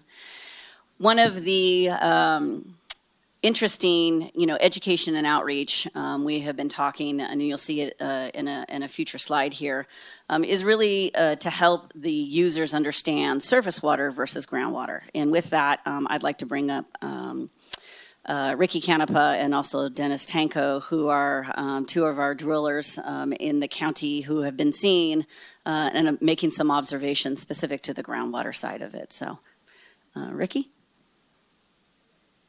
Come on down. Hi, I'm Ricky Canepa with Canepa & Sons Drilling. Me and Dennis were the only drillers in Tuolumne County, so we've been here quite a while, Dennis longer, but noticed it 6 months ago. Started to get more calls, not just with low-producing wells. Back in the other drought, you have a lot of low-producing drought. We have wells that are, back when I was a kid and Dennis was drilling, wells were a lot shallower. They're fractures. And 200-300-foot wells were everywhere in the county.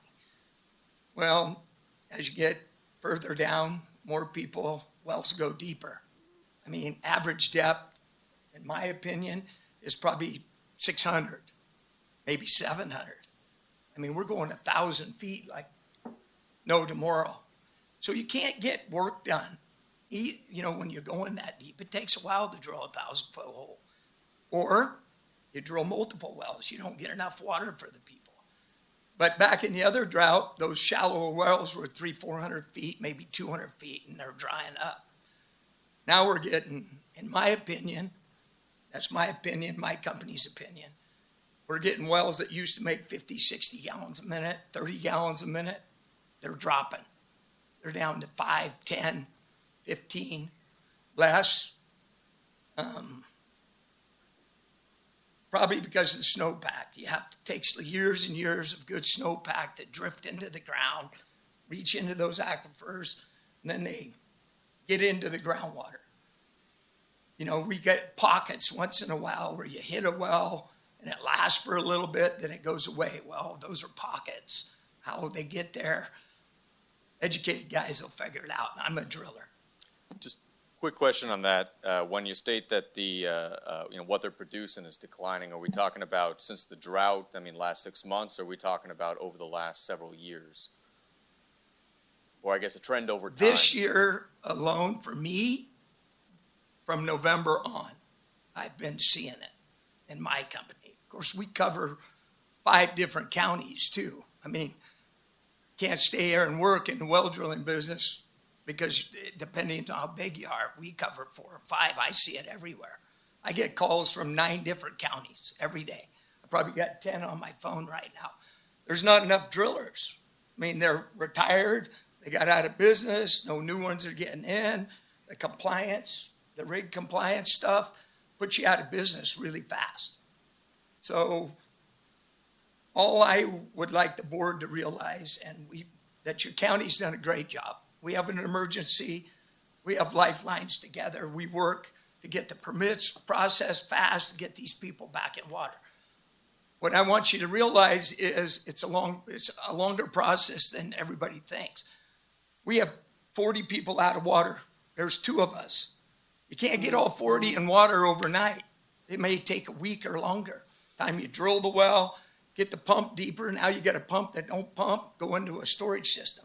Well, then you got Ruben. We call every day. Ruben, if you got a storage tank, if they don't have a storage tank, you're relying on a neighbor. So the time process and getting these people water so we can take care of them is my biggest issue. Now, we need to figure out a way, if we get 10 or 15 people out of water, how do we get them water until we can get there to fix it? And that's not only the well stuff. We're pulling pumps every day. Something's wrong, going down. You don't know till you put the new pump in. Is it out of water or was there a pump problem? So, you know, there's issues every day that we come up with that I just want you guys to be aware of. I've spoke to Rob and Lori and them about this problem a long time before today, because it's hard. It's hard for us because I'm pretty compassionate about people out of water. Everybody in this room, if you can't flush your toilet, you can't take a shower, we're getting the ones getting the phone call, and it's at all hours of the night because you expect to be number 1 on the list of 60. So, anyway. Any questions, board? All right. Well, thank you very much you, for Ricky. coming. Dennis Tanko, did you want to come up? Awesome. One of the things as Dennis is walking up to remind the board and the public is that we have a large number of our residents in this county that cannot connect to public water. Well is their only system that is available to them. And I think we have about 17,000 or so homes that are connected to wells here in the county. So. Yes, I'm Dennis Tanko, Tanko Brothers Drilling, Sonora. I also work in 3 counties, Mariposa and Calaveras. It's been a family business. My family came here in 47. I came into the business in 73, and I've been there ever since. Let's see, what is that, 48 years or so I've been here. Gone through several of these droughts, starting in 77, 88. This last one in 2016, though, that one kind of caught me by surprise. Most of them, the wells that were problematic, were shallower ones, I'd say 200 feet or less. And they're the ones that usually will recover with local rainfall quicker. So with the program, I believe it was ATCA, was that the name of it, Rob? Yeah. That was a lifesaver for some people, because not only was it 150 or so, or maybe more? I don't know. People that were out of water. They had the program supplied water through a tank, little pressure system, got them through. That program, I think, went a couple of years. The rain came back, and at that time we didn't do a lot of deepenings. Most of the people that were requiring water at that time, being that there was a program, they opted for that. And reason being, it was a good deal for them. Meanwhile, us drillers, we're busy drilling new wells. I think a lot of the population increase in the rural areas, it's not a problem. We're still getting water for them, but like Ricky Canepa mentioned, that the wells are going deeper.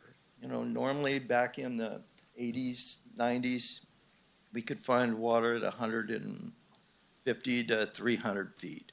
Now, it's anywhere from 300 to 700. I've been down 1,000 feet. I've been down 1,300 feet in specific areas. The areas that are the most probably difficult are the areas with the Logtown Jurassic schist, which we call greenstone. That's that rock that is tipped off vertical as you're coming up by the rock shop or up the 4 lanes. You'll see it tipping up there. That's a difficult area, which includes the Lake Don Pedro area and LaGrange. The majority of the wells I drill there are 600, 700, 800 feet. Though we're finding water down there. People on the wells throughout these droughts have to realize that you've got to be conservative, just like you would be on TUD water. And a lot of people, because they think, well, let's see, I've got a TUD hookup here, but I want to keep that landscaping nice and green. And so they go and drill a well. And you know what? That not only impacts their neighbors, but, it impacts that area. Because if you get people that want to drill for irrigation and they don't conserve, they don't put drought-resistant type vegetation out, they should cut back on their lawn watering. With some people, I don't know whether it's a water greed or what their consensus is of why to do that, but they do.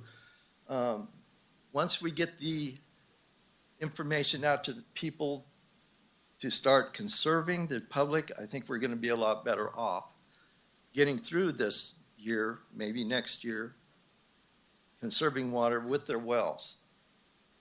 A family of 4, generally, without a lot of irrigation, and this is being not real conservative, but they'll use about 480 gallons a day.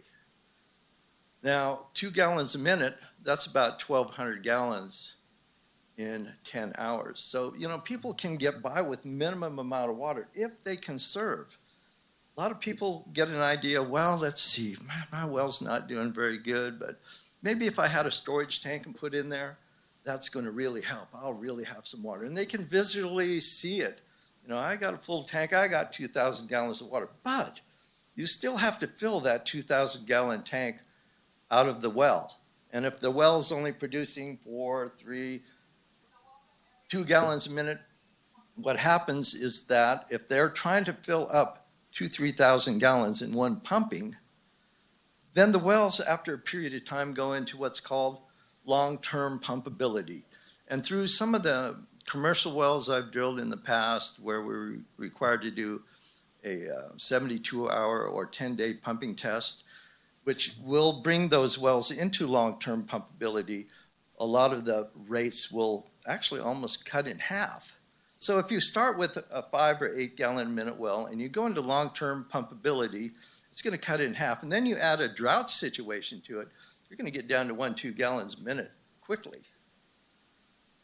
So that's when we get phone calls. The owners of these wells, they'll give us a call. And a lot of them think, oh, shoot, my well's going dry. And it may be, but a lot of it could be pump problems too. I might get 20 calls in one day for wells, people wondering what's going on. And probably the majority of them is a pump problem. Or they've got a broken pipe somewhere, or they've got a running toilet. You'd be surprised how much water a running toilet will use. And if you've got a minimal producing well, 2, 3, 4 gallons a minute, that might cause it to go into long-term pumpability after a period of time. There's some people that may not realize that their water is going in the ground through a broken pipe for maybe a month or two until they notice that, wow, what happened here? I've got such a high electric bill, there must be something going on with the pump. So that's a telltale sign. So we want people to realize that, yeah, check your toilets, make sure that your pipes aren't leaking, and that will help them get through this drought. Thank you. I'm going to look and see, are there any questions for Mr. Tanko? Thank you very much. It's a really important perspective to see, and that's actually really good advice. I say I'm one of those people that's on a well. How many are on wells here? Yeah. Yeah, probably a lot. Being a well owner, It takes a lot of extra. I've learned more about pressure tanks and pumps than I ever did before I was on a well. So it makes a world of difference. And if you don't, you're going to have to call me. But yeah, that's right. But that electric bills, that's good advice. When you start seeing that electricity go up, the first thing to look for is, well, are my kids watching too much TV? But the second thing is you might have a well pump that's running too much. So another thing too that you might want to think about, just one more second please, is that us well drillers, there's not as many of us like there used to be, like Rick said. And a lot of them, are getting close to my age and want to retire, or, the machinery needs to be updated. And the thing is, with the Air Resources Board, that has killed a lot of people in my industry. So instead of retrofitting an engine or spending over $1 million for a new piece of machinery, they'll just retire, sell their drill, it'll go out of state, it never comes back, and neither does the driller. So it's, we're kind of not a dying breed, but, it's different. But if the Air Resources Board would cut us an exemption for not only the portable drilling equipment and the drill rigs, but also for the other equipment that we use, the rig tenders, the pump cranes. We've had to spend a lot of money updating a lot of equipment, but now with this drought here, we've got good equipment sitting in our yard ready to go. With an exemption, that would really help. So, well, thank you very much for sharing your perspective. Very much appreciate it. I'm going to look and see, is there any public comments? Anyone like to speak? Chuck, go ahead and come on down. Thank you. Hey, how you doing? Doing well, thank you. Thank you. Thank you. I'm of no particular skill or profession. I just happen to live here, and I've had the opportunity to deal with our over there and wells, because I have at this point 3 of them, and I've been very fortunate. I also spent 1.5 years out of service because of a shallow well. I would add one thing that neither of the gentlemen here before would mention that ought to be looked at. The ability to protect a well is pretty important too. The driller and the person putting that pump in the ground has the ability to set up a circuit so that the well pump doesn't dry out when it goes dry and doesn't burn up. It's a circuit that protects the pump. Many people don't ask for it. They don't even know it's available. The reason I came up, that's just additional. One of the areas that we presently use quite a bit of water, and this impacts TUD, is we have a number of open canals, ditches, where we're running water primarily for ag purposes around the county. It's been mentioned before, but I think it would be a good time to take a look at it, especially if there were funds available, to put some of those ditches in pipes so we use less. Now, there's a trade-off. That means we're losing less water to the ground as the water moves along a ditch, That water goes in there and helps the environment also, but it's being paid a fairly high price to do that. So it might be worth considering. I throw that out just as a thought. And another consideration I haven't heard today, and I know you're aware of it, as COVID comes to a conclusion, or at least staggers on in its inevitable way, we are going to see a lot more people here. I read your article in the paper, Supervisor Half. I thought it was a very excellent point. Thanks to Cole Prisbaya for helping you with it. We have an information problem here, not because we don't have information, because we do not have the ability to communicate easily with high speed. That needs a hard look and a lot of discussion with Verizon, AT&T, and possibly T-Mobile about setting up the front ends on the fiber optic loops that already exist, put in by Vast Industries, presently monitored by AT&T and used. Much as I appreciate the discussion on broadband, it's a bit off topic, so I'm sorry to cut you off there.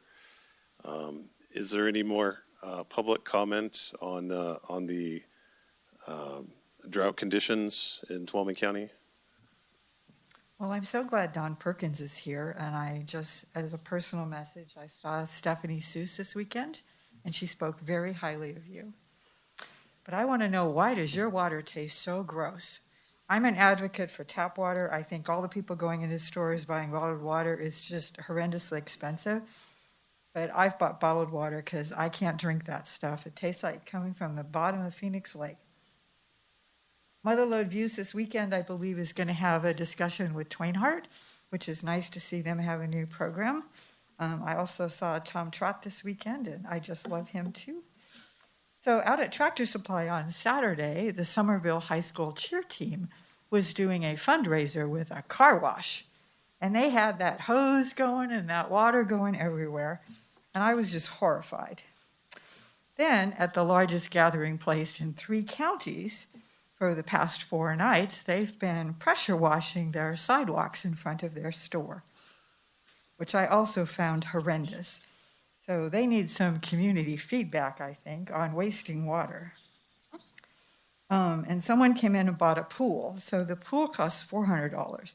And then they brought it back because they realized the water to fill that pool was going to cost them $500. And then the county has a ways to go on water conservation also in this particularly severe drought condition. You have a lot of buildings with high flush toilets.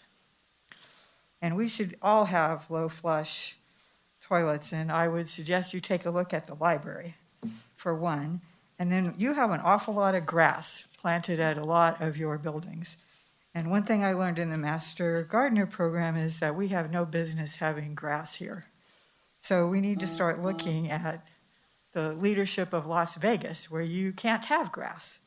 And maybe we need to do something about water wasting, grass, and high flush toilets. Thank you very much. Would anyone else like to comment on this presentation on drought?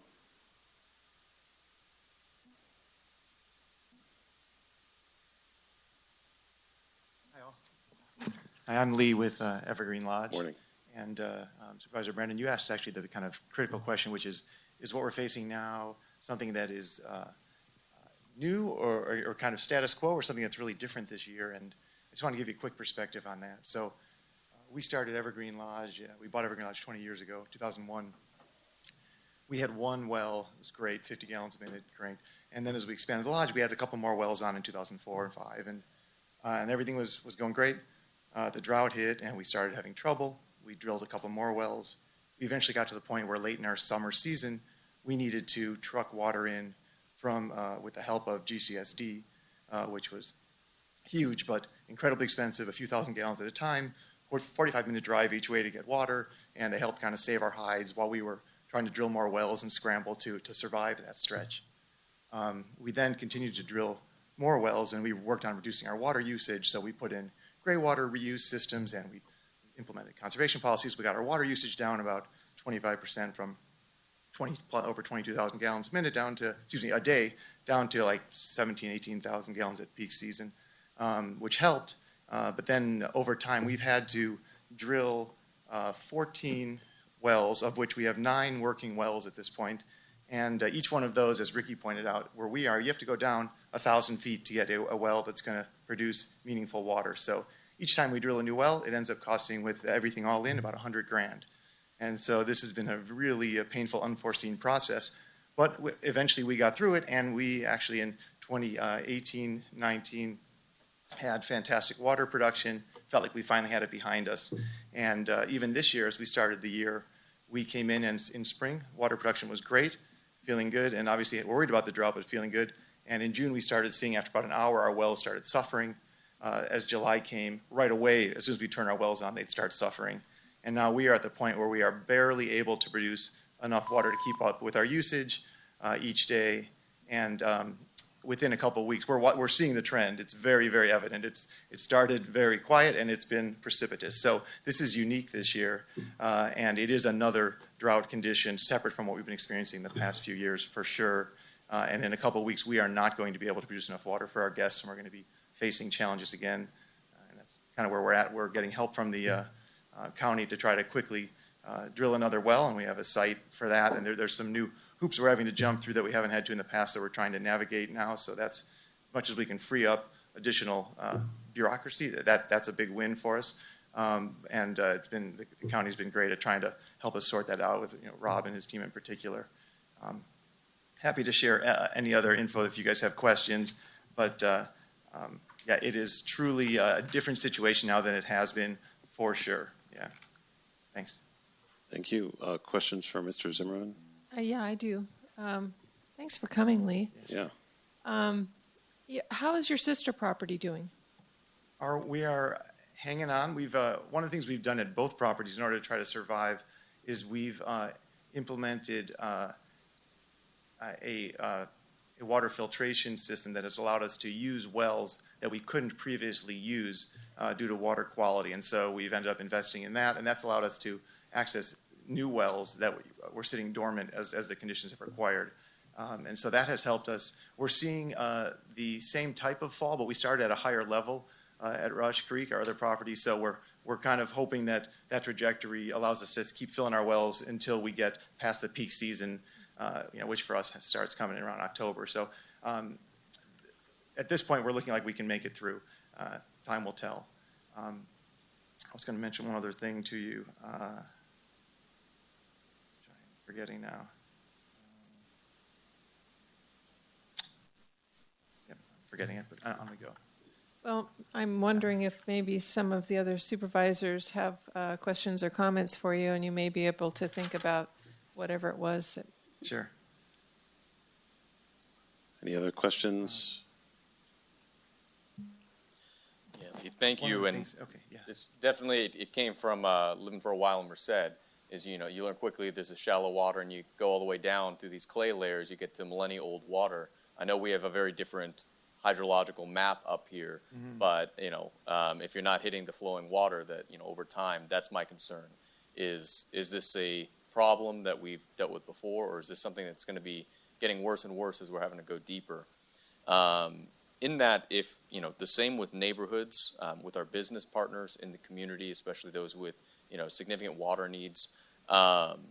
If there's a way, or you identify a grant, some type of infrastructure, again, to put some type of tank there to increase your kind of resilience in case of these, outages and that, or at least cut down the cost from having to truck it in, please let us know. I think we can use assistance in that, but in being able to submit something like that, I'm certainly interested in learning more about that.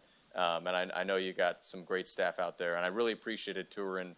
You've taken a lot of water conservation steps too. I remember the gray water systems for each one of the households, the kind of almost xeriscape, native flora. It was really, really cool to see the water conservation mind shift that you got there. So, and it's actually the county is progressive minded in that regard too. At the time we implemented our gray water systems, they were some of the largest commercial gray water systems in the state, and it kind of took some forward thinking from Rob and his team to be willing to make that leap, and it's served us well, and it keeps us going through this. But at some point you run out of cards to play. And so we are going to this fall, to your point, we're going to end up trying to drill a couple of our wells at Rush Creek deeper, just in anticipation of these problems that are going to occur down the road. And so on we drill, and it's a challenge for everyone for sure. Thanks. Yeah, I guess I was kind of along the lines of Supervisor Brandon, thinking in terms of capacity, what could be done to increase your capacity, and it's not always as easy as it seems, right? Yeah, I mean, you have to have space to put things, and there's technologies that you gotta, obstacles that you gotta get over. But nine wells is a lot of wells, So Yeah, there will be more, and missing each time you miss really hurts. The challenge is, even if you build an extra 200,000 gallon water tank, if you're using 20,000 gallons a day, that might get you through 10 days. If you're not producing enough water, it can help take the edge off. But the one thing I was going to say in that regard is just that we are clearly seeing what was mentioned earlier, which is in the same way that fires are starting, the fire risk is starting 45 days earlier. The well depletion is starting 45 days earlier than it ever used to for us. We would have trouble, even during the drought years, we had trouble late August, early September when we really needed to start trucking water. Now, it's starting in July, so it's for sure happening, unfortunately. Yeah, besides just even, trucking in the water is, not only is it very, time consuming to do it, and how many can you bring? It's just crazy. Yeah. Thanks. Thank you. Thank you very much. Good morning. Good morning. My name is Ruben Cover. I'm with Joe Cover and Sons. We operate a potable water delivery service for this county. I think the closest one is 50 miles away. So like Ricky and Dennis both explained, we're kind of in a unique position. There's not a lot of other folks that do that. To reiterate what Mr. Zimmerman said, I feel like a lot has already been said that maybe I would. But I would just reiterate what he just said. We're seeing folks that typically would call me for water in September already calling in June. And so that's the challenge that we see, that we want to just let the supervisors know that there definitely is an increase in water need. I typically, on a good year, I work maybe 3 days a week calling potable water. We're now working 6 or 7 days a week, just trying to keep up with demand, and this is still, the middle of July. We're very concerned about what October and November may be. So that really is the gist of what I have to say. Don't really have anything more than that, other than just want to point out there absolutely is a problem, and likely it will continue. Seems likely it will get worse. So that's all my comments, unless you have questions. Thank you very much, Mr. Cover. Any questions? Thank you. So I'll bring it back to Dory. Is there anything that you'd like to add? First off, any other public comment? Anyone like to speak? Anyone on the phones? Okay. Nothing to add other than just a few quick slides. I know we're already a little behind, so we'll wrap it up real quick. We are following in the California budget some drought contract relief specific to an emergency. It's separate from an emergency declaration. It's a drought scenario that provides some additional funding. So we will be following that. So I asked the board to help us follow that as well and see what becomes of that. What we can do, TUD and Lisa talked about water conservation. There's some great tips for everyone to follow, regardless if you're on TUD or other water, public water, or well. We really need folks to be thinking about that.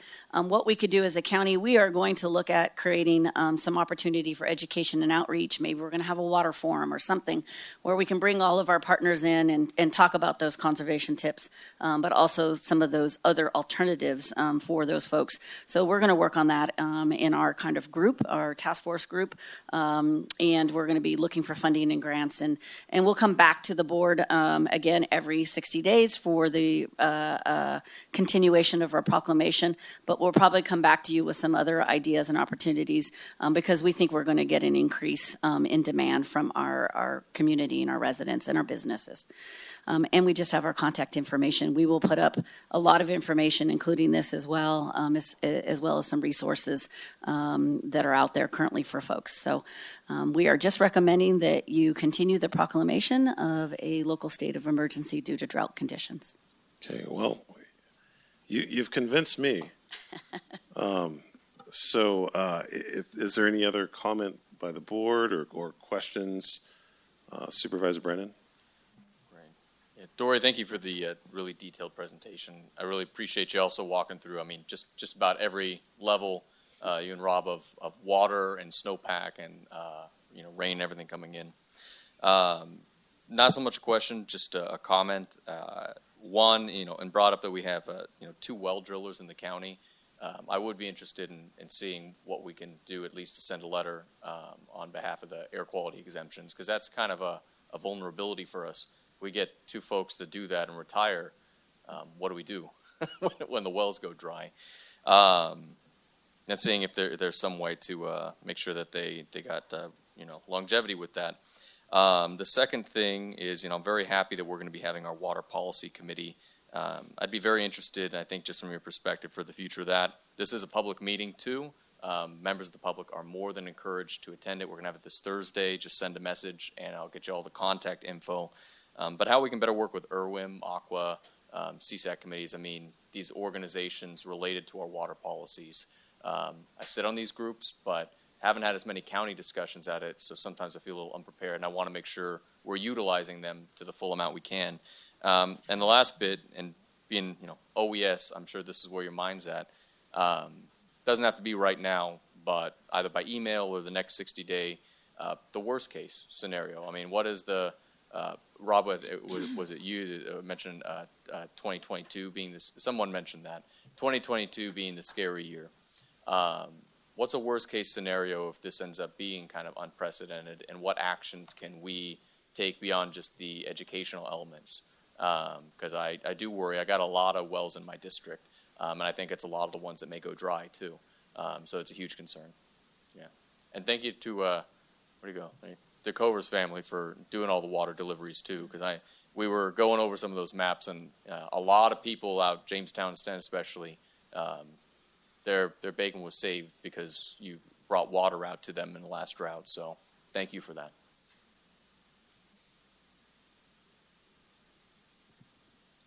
Okay, so we have a recommendation that the board approve the continuation of the proclamation of a local state of emergency in Tuolumne County due to drought conditions. Would anyone like to make a motion on that? I'd like to make a motion, but I want to make a comment first before doing so. Okay.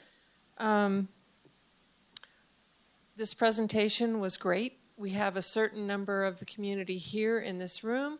I'm sure there are others on Zoom, but we need to get this information out. I'm hoping that the media, our local media and news outlets pick this up and spread it far and wide. So I'm making a declaration for that to happen, informal one, of course. And also, I want to bring to light what Supervisor Brandon has also spoken of. We're both on the Water Policy Committee. So I want to put out there that any of the public that is interested in participating in this Water Policy Committee come forward. I'd like to see in the Water Policy Committee more activism towards what we can do to prepare and getting that message out. So those are my comments and statements, and with that, I would like to suggest approving Resolution 68-21, continuing the proclamation of a local state of emergency due to drought. I'll second that. A motion by Supervisor Haff, a second by Supervisor Brandon. I'll call for the vote. All those in favor, please say aye. Aye. Aye. None opposed? Okay.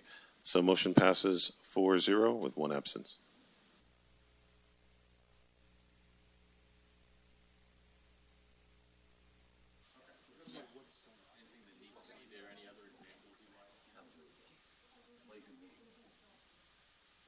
Okay, welcome back to the meeting of the Tuolumne County Board of Supervisors for July 20th. So we have an 11 o'clock appointment that's a closed session item. So I'm going to propose is that we go into closed session, and then after which time we break for lunch and then reconvene here at 11:30 for our 11:30 appointment. Does that work for everyone? Or I'm sorry, we reconvene at 1:30. Does that work for everyone? Okay, so we'll break into closed session and meet back here in the boardroom at 1:30. Thank you. And so I'm going to ask Ms. Ryan to read our 11 a.m. appointment, and then I'll look to see if there's any public comment. Just the 11 a.m. appointment. Okay, 11 a.m. closed session. Public Employee Performance Evaluation, Authority Government Code Section 54957B1, Title Health and Human Services Agency Director. Okay, is there any public comments?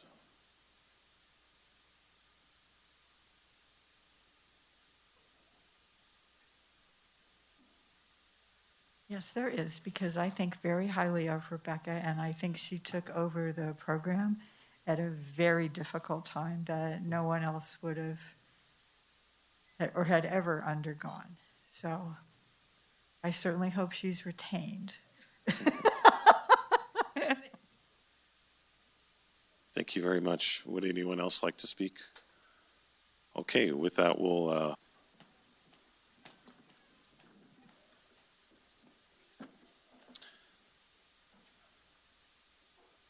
okay, welcome back to the meeting of the Tuolumne County Board of Supervisors for July 20th. Thank you all very much and welcome. So at this time, we don't have anything to report out from closed session, correct? Okay. So nothing to report out from closed session, and we're at our 1:30 appointment. So I'll look to our clerk to please read that for us. 1:30 p.m. presentation on the preparation of the Climate Action Plan and consideration of providing direction on options for streamlining environmental review of development projects under the CAP. Good morning, or good afternoon. Good afternoon, Quincy Yaley, Community Development Department Director. I'm joined here with consultants from our team that's working on the Climate Action Plan, Honey Walters and Hannah Cornfield. They are here today to give a presentation to you about the status of our Climate Action Plan.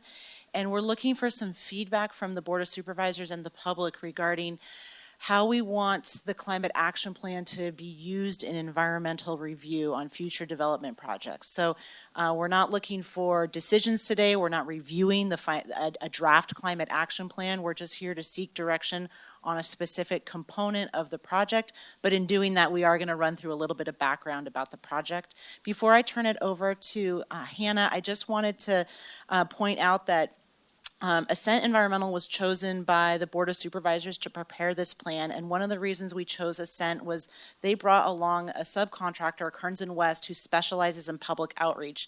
And I've thoroughly enjoyed that part of the project in communicating in a different and new way than we have in the past with the public regarding the preparation of this Climate Action Plan.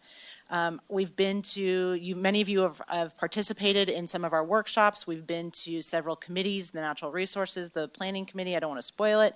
And last thing before we go into the presentation, I just want to also acknowledge the partnerships we've had within our county staff that have gotten us to this point so far, certainly with County Council, with TCTC, with Public Works, the CAO's office, Solid Waste. All of those entities, and probably some that I'm forgetting, have contributed to getting the plan to the point where it is right now. And with that, I will turn it over to Hannah, and thank you very much. Great, thanks, Quincy. Good afternoon. Thanks for having us, supervisors. My name is Hannah Kornfeld. I am the project manager for the Ascent Environmental team preparing the Climate Action Plan. I think we've seen all of you between all of the committee meetings and the public workshops. So I will try to move quickly through the background on this project. So again, I'm joined today by Honey Walters, who's a principal at our firm, and she's overseeing this project. So we'll just go through what the Climate Action Plan is, what it intends to do, where we've been to date, although Quincy just gave a pretty high-level overview, and then really diving into the CEQA compliance side of this effort and what that could look like, and again, looking for direction from you all on what new development's role is in reducing greenhouse gases. So the Climate Action Plan, what it is essentially is a roadmap for reducing greenhouse gas emissions. And the circle here on the chart shows the general steps that we take to develop a climate action plan. So we started with an inventory of greenhouse gas emissions for the county. The baseline year that we looked at is 2019. We then projected greenhouse gas emissions out over the next several decades with anticipating the build out of the general plan. So any increase in residents, employees, visitors, et cetera. And then we have set greenhouse gas reduction targets, which are aligned with the state's greenhouse gas reduction goals, one of which is legally mandated, and that's Senate Bill 32, which requires a statewide 40% reduction below 1990 levels. The other longer-term goals for 2040 and 2050, the 2040 is really to align with the county's general plan build-out, and 2050 is based on the executive order issued by the state for an 80% reduction below 1990 levels. So all of these are really based in climate science, climate projections about how much warming the globe can have before there's really catastrophic effects. So all of that's taken into consideration. We've been working, and you've probably been part of some of these discussions, on what are the policies and actions that the county, its residents, its businesses could take to help reduce emissions, to help adapt to a changing climate. Those are all available publicly right now, the draft versions on the Conveo platform. You can access that through the county's website if you search for Climate Action Plan. Those documents have been up for several months now. They will be taken down on the 28th of this month. So if you have not had a chance to check those out, I encourage you if you have time. So that's kind of where we've been right now. And then the next part will really be kind of putting the entire document together. We've been really mindful to engage the community along this whole process. We've had 3 different meetings with the Natural Resource Committee, 3 meetings with the Planning Committee, and 3 different public workshops. The basis for developing a climate action plan comes from this general plan policy, 18.A.1, which directs the county to prepare and adopt a climate action plan that both includes greenhouse gas reduction measures as well as adaptation strategies. So this is the basis for the work that we've been contracted with the county to assist with. Again, just high level, really this is about what is the state doing, what is Tuolumne County's fair share of helping in this global issue, and so how can we use general plan policy, other guiding documents from the state level, from the regional level, to inform what this plan does and what it does not do. So here's just a quick overview of what we've done to date. I've just walked through all of these. The ones that I haven't highlighted yet, we did conduct a vulnerability assessment, which takes into account climate projections over the next several decades out to the year 2100, looking at what that might mean for the county in the future, what the risks are, and then developing adaptation strategies to help manage those. And so we're in the process of, again, wrapping up the strategy development. Next will come the draft climate action plan itself, and determining whether CEQA compliance is needed for this climate action plan and what the repercussions of deciding to go with a CEQA qualified document or not. So I'll just stop for a moment and see if there's any questions. Yeah, I have one from your last slide. On the bottom of under completed, you have launched Conveo platform? Correct. What is that? So that is it's an outreach tool that we've been using to get more input on the strategies that we've drafted to date. So it has its own web link, and you can access that through the county's website. It's linked there.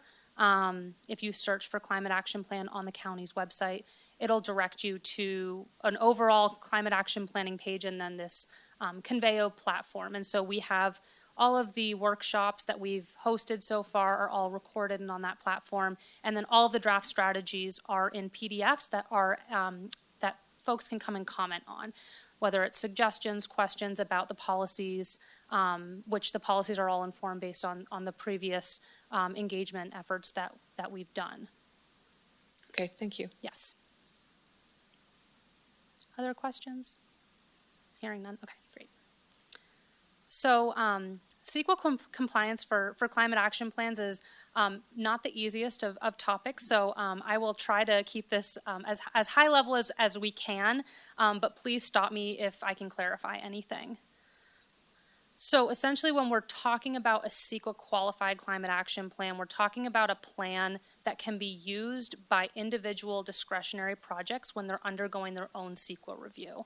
So if the county chooses to adopt a CEQA qualified climate action plan, an individual project that comes along could then use that plan to inform its greenhouse gas emissions analysis in, say, an EIR.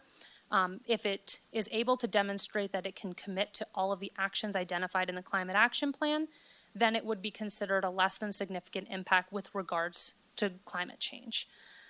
There's a lot that goes into whether a CAP is CEQA qualified or not, but these are kind of that's the main benefit that you get. It's a streamlining benefit where the project applicant does not then have to do their entire own analysis and determine thresholds of significance, et cetera. They can simply look to the climate action plan, determine if they are consistent, and just how they would with the general plan, for instance. So this is one of the key reasons that a lot of local agencies adopt a climate action plan, is to take advantage of that streamlining provision.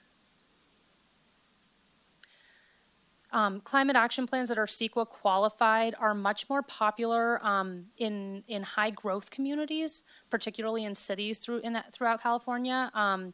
There's a variety of different climate types of plans, whether they're energy action plans or they're climate action plans that have been adopted by counties throughout the state. Very, very few are CEQA qualified.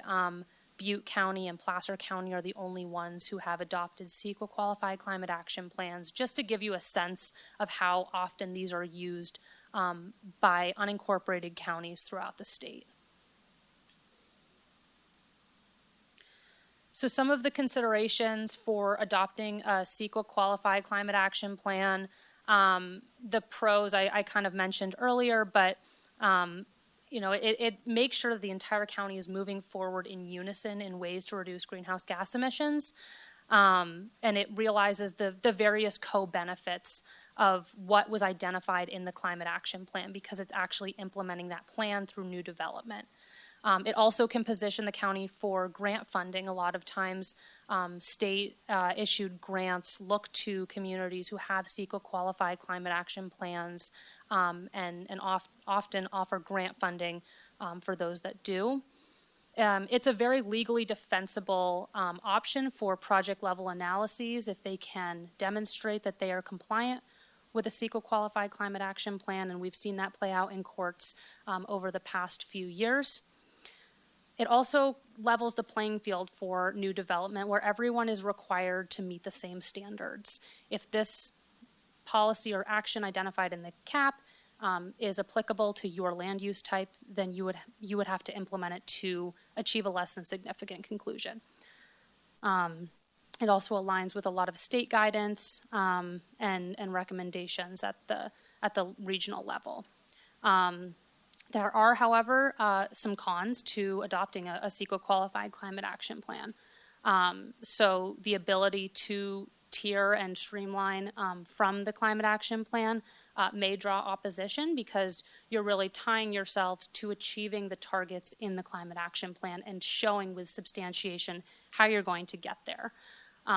It also can be perceived as you're not doing enough. If you're only meeting the target, why aren't you doing everything that you can do? So these are considerations that we would like you all to think about and provide us some input on what you think makes sense for the county. One of the tools that we use to help with that streamlining benefit is called a CAP consistency checklist. So this would be a document that would be with the Development Services Department, and they would look at this checklist when they are reviewing an application to determine if a project is in fact consistent with all of the applicable policies that are included in the climate action plan. So again, it really makes it easy for developers and project applicants to look at this checklist and say, these are the things that I need to do to be consistent with the cap and demonstrate that I'm less than significant in regards to climate change. So that's CEQA qualified caps. There's also obviously non-CEQA qualified caps. And so that is definitely another option that the board could take this climate action plan in. So it doesn't negate all of the work that's been done to date. There still would be policies and actions identified in the climate action plan, but it might not require the county to meet all of the targets that are set forth. It doesn't hold you to as stringent a standard. But of course, with that, there is no streamlining or tiering benefits for individual discretionary projects. So it's a cheaper and faster option to finish the document and get something that could be adopted. But again, it's more limited on potential grant funding opportunities and things of that sort. Okay, I'll stop again for questions. Yeah. I have another one. Sure. So can you give me an example of, just two examples, a cap consistent project and a non-qualified cap project? Yes, I am actually, those are my next slides. So you kind of read my mind I didn't here. peek ahead. I know.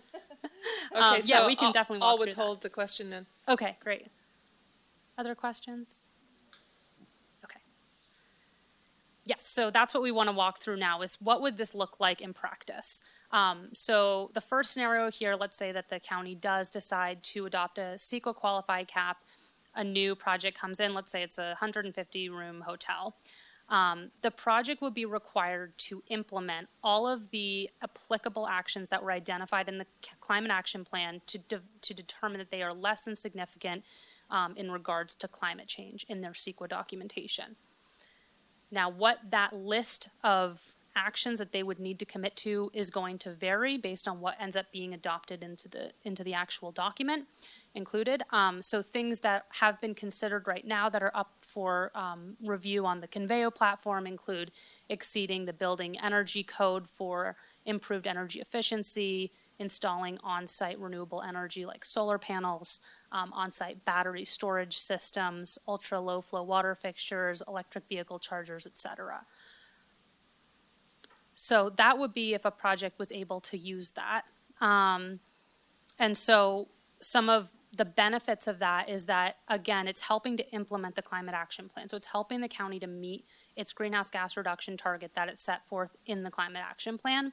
And it also allows all new development to have the same requirements. It levels the playing field. The consistency checklist is very straightforward and easy to use. And it reduces the burden because sometimes greenhouse gas sections of CEQA documents can be quite litigious and complicated.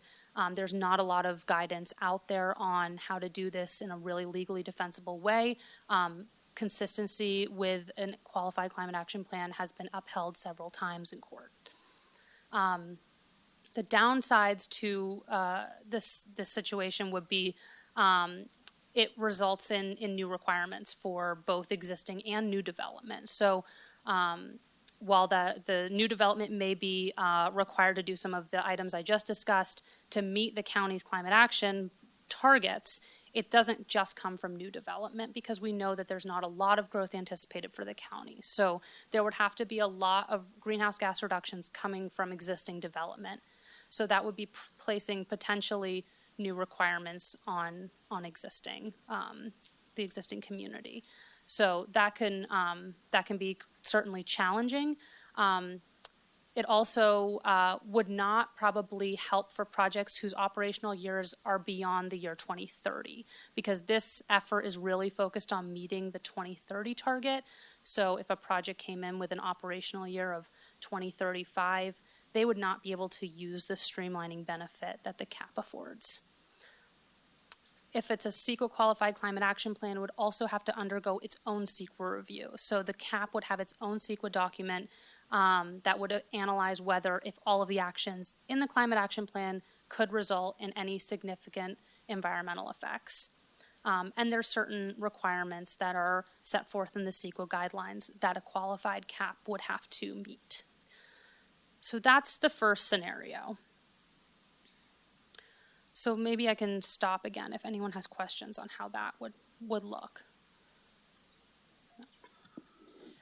Just real quick before we move to the next one, I just want to, that the CEQA qualified cap, I just want to make sure you don't miss the bullet point under the cons at the top, which is that it doesn't just mean that there's work to be done for new projects that come in, but there would be measures in the climate action plan that would apply to our existing development. So just want to make sure you don't miss that it's not that a CEQA qualified cap isn't just applying to new projects moving forward.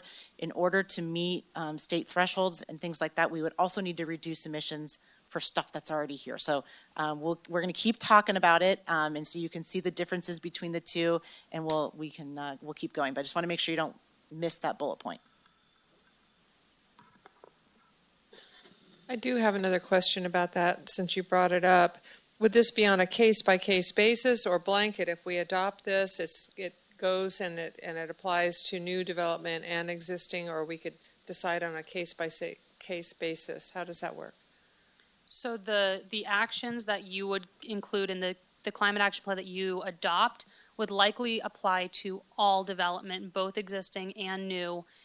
There could be instances where you could try to identify certain land use types, but to get the level of greenhouse gas reductions needed to meet these targets requires a lot of work from every land use type.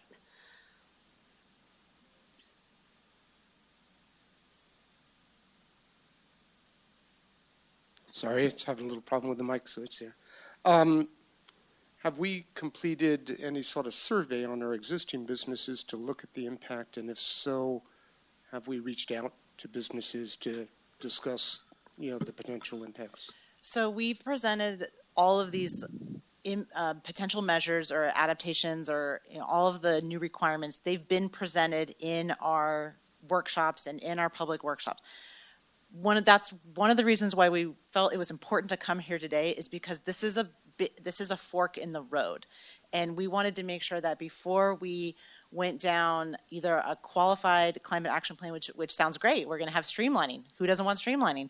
But there's some consequences to that. So yes, they have, those who have participated have heard, but that's one of the reasons why we're here today. We want to make it real clear that whatever fork we choose, there's really three forks, or three prongs of the fork. It's a real fork.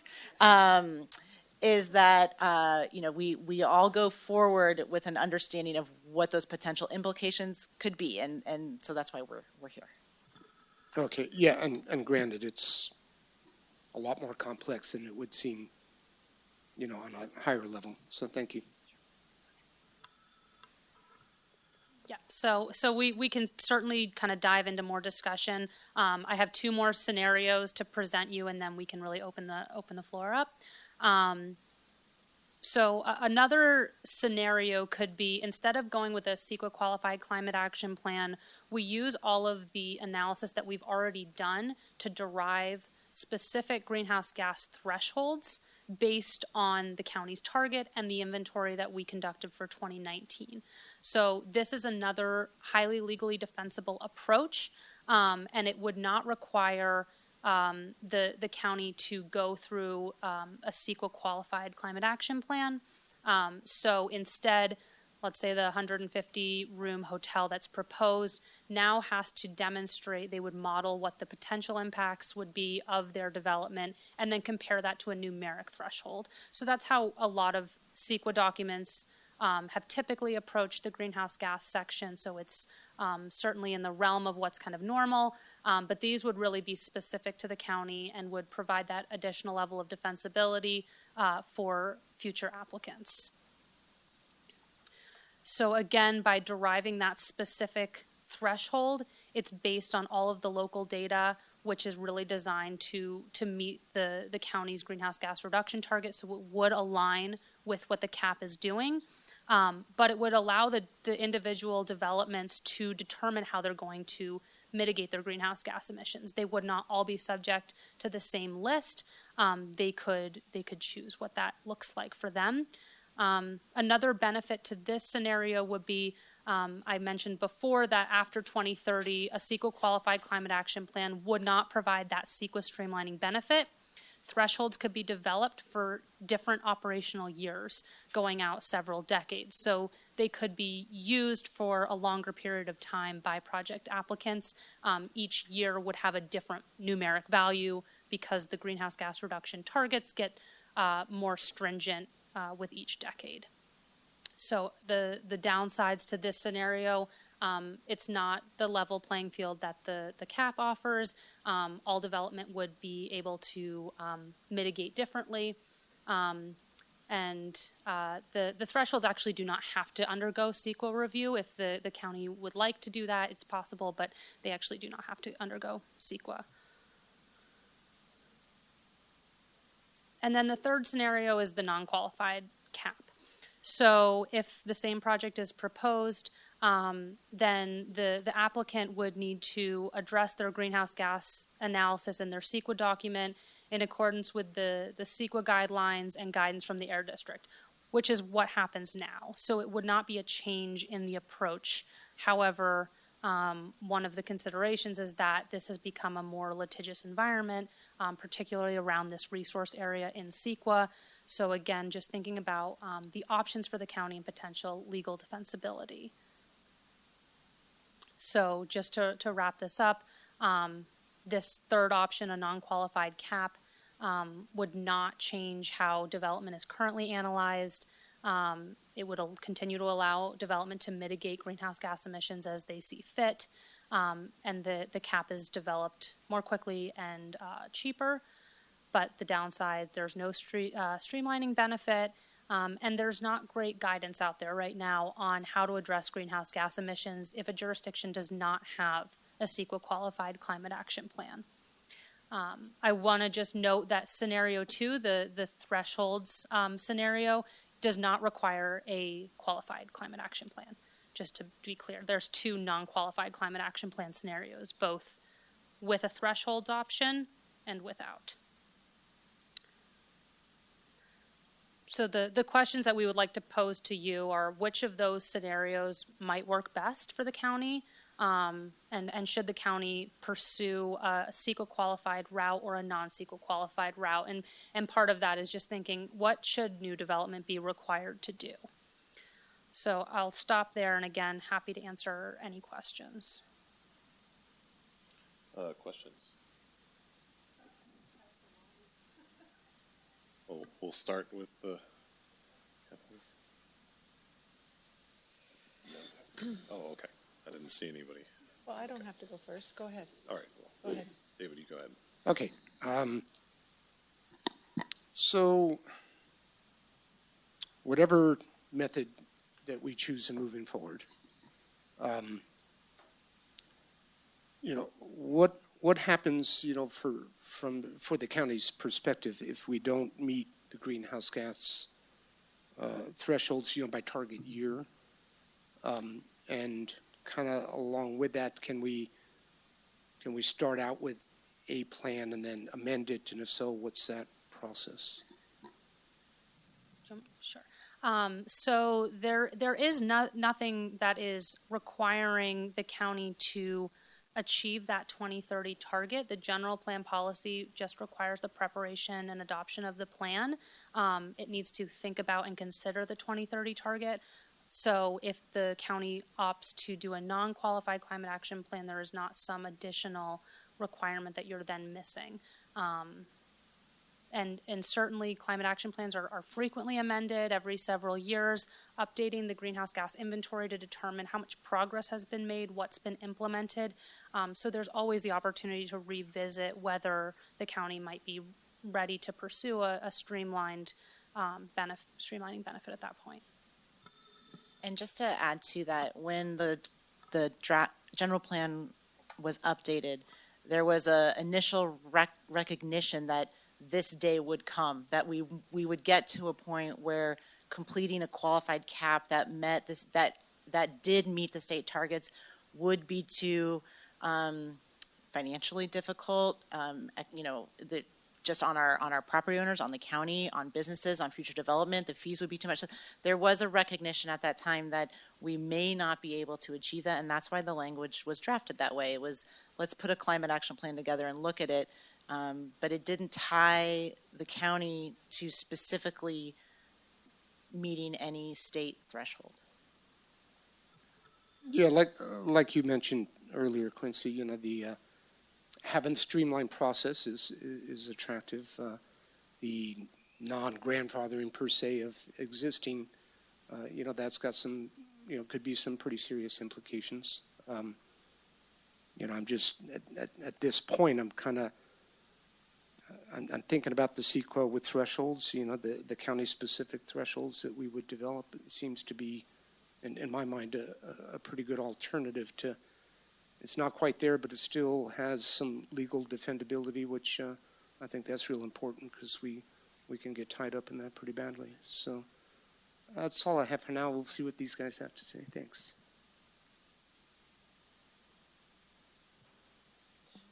You know it's bad when I'm on my third sheet of paper writing notes up here. Trying to organize it. Well, I appreciate this. I've been able to see parts of it, as you mentioned, from the planning committee, and we talked a little bit about certain areas of interest, I think, propane and the impacts on some industries. You know, one thing, there's the issue of environmental justice here, but there's also the issue of economic justice here. Housing is at a critical point. It's also difficult. We're not seeing enough of that built. So anything that would make that more difficult is of concern to me. Looking at these plans and options, I can't really tell, you know, the first option, scenario 1, seems like being able to be CEQA compliant and not having to do individual reviews on projects. Is that correct? Right? It's you would still have to look at at greenhouse gas emissions in a CEQA document, but it's you would use that checklist to quickly kind of say yes, we're consistent, or no, we're not consistent. Okay, so that seems like it would be interesting to streamline it. I guess the other question is, what happens if, I mean, the state has set these with SB 32 goals, and we fall short of them? What are the consequences of that, being out of compliance? So there is really no consequence. These are statewide goals just to reduce greenhouse gas emissions. So the state develops its own plan that they refer to as the Climate Change Scoping Plan. They update every several years, and that's their plan to address statewide greenhouse gas emissions. Individual development needs to show that they're going to be consistent with that. So that's part of the checklist questions in CEQA is, are you consistent with all applicable plans, policies, and regulations that have been adopted for reducing greenhouse gas emissions? The scoping plan is certainly one of them. So it would have to be analyzed for individual developments. The county as an entity does not have that kind of weight that the state has placed on itself to reduce greenhouse gas emissions to that level. So each project already will have to meet those thresholds? They have yes, that is already part of CEQA. Okay, it's just whether our standards are kind of up with the state as well. Yes, okay. So, right. So there's not really a numeric threshold right now that is substantiated. It needs to be based on local data, and that's been premise has been based on a court decision. And so a lot of applicants that sometimes we work with don't know what direction to go for their greenhouse gas emissions analyses. So this would provide a very straightforward path for them, but there are still the other options that they currently use today, which are a variety of things. Well, and looking at resiliency locally too, you know, obviously there's issues with, you know, the potential of the PSPS events, how that's impacted our businesses. Any type of ability to get grants for microgrids is fantastic. Any type of grants to be able to get more biomass facilities, that's great. You know, anything for water infrastructure or water storage or fuel reduction, that's all fantastic. Which of these offers the most opportunity to be able to apply for these grants and get them? All things being equal otherwise. Typically, CEQA qualified climate action plans offer the greatest potential for grant funding. Okay. However, if there's an adopted plan of any kind, you're still there are still plenty of grant funding opportunities available to the county. So none of these options negate that ability. Some just present a stronger case for, we have this plan and we're committed to it and we need help to get there. So it just puts a little bit more importance on it, I guess. Okay. I don't know how to measure the difference between the two, the county plan and the CEQA authorized plan, or scenario 1 and 2.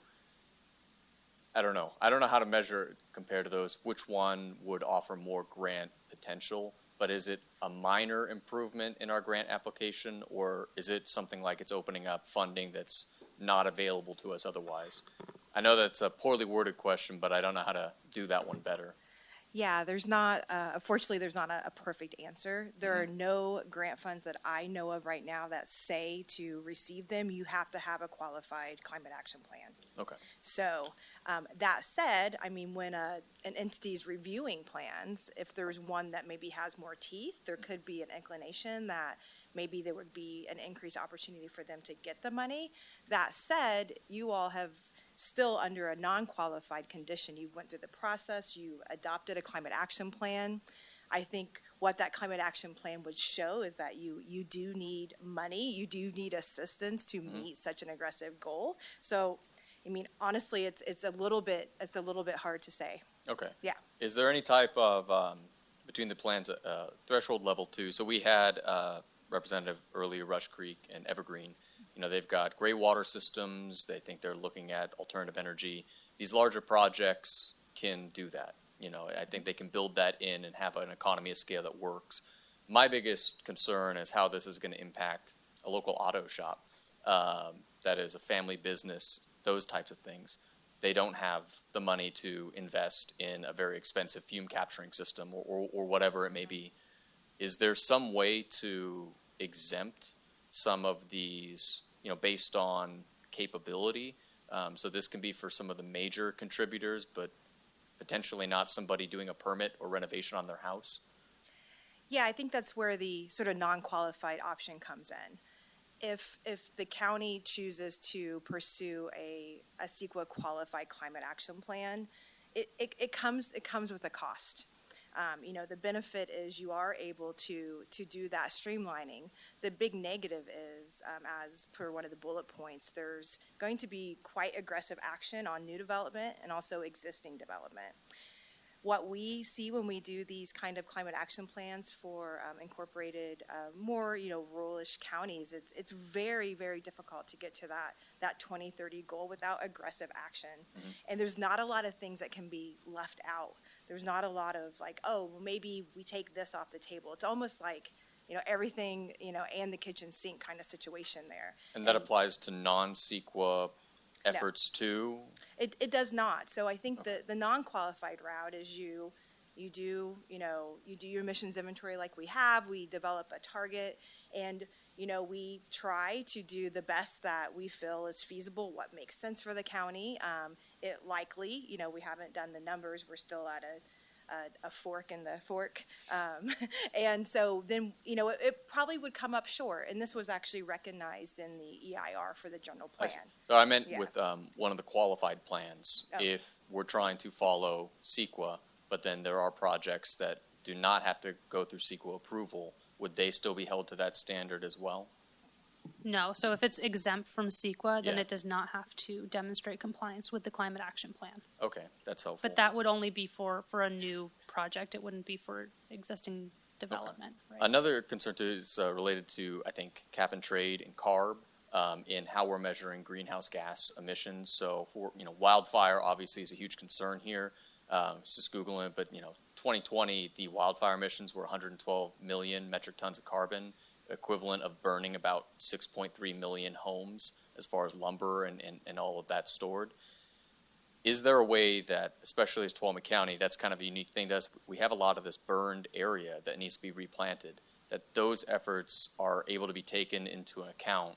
So if we have a local business, the offset could be replanting trees, which is kind of killing two birds with one stone here for the carbon storage, or is that going to be a very limited, so as I understand in cap and trade, that's kind of a minor offset compared to the carbon markets, right? Yes. So lots of good little things in there. I'm Sorry. trying to pick apart. So, the climate action plan, as it's being developed right now, does not include carbon sequestration. So, if the county were to pursue including carbon sequestration, you would want to kind of go through the same process where you figure out what the baseline carbon stock is, and then the change in the carbon stock based on things like wildfire and pests and invasive species, et cetera, and then figure out what is the potential that could be stored in Tuolumne County. We've been, one of the challenges with including wildfire emissions in our calculations is that most of the area that is burned is not within the county's direct jurisdiction. It's a lot of, BLM land and other state-owned lands and things like that. And what this effort does is really focus only on the unincorporated areas that the county has direct jurisdiction over. So, in regards to the potential for like local businesses to go through different kinds of offsetting projects locally, that is fantastic and would be highly beneficial. Could be a mitigation measure included in a CEQA project. Some local agencies have developed mitigation banks. So if they know there's a certain number of projects, just like how cap and trade works, they have verification standards. They kind of go up on this registry and people can purchase them. So there is a lot of opportunity for sequestration potential because so much land has burned. So Does that vary depending on these scenarios, or would that be an option for all three? that would be an option under any of the scenarios. It's just not something that we're looking at now because it changes the boundaries of where we're looking. Okay. Definitely would love that to be looked into, because the other side too is fuel reduction. So in forest resiliency, especially if it does burn, it then stores less carbon when it grows back. We're doing a lot of efforts with Seral Project, Master Forest Stewardship, to try and do fuel reduction efforts.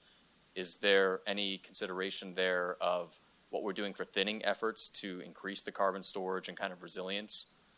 That might also be a county offset to help us hit these goals?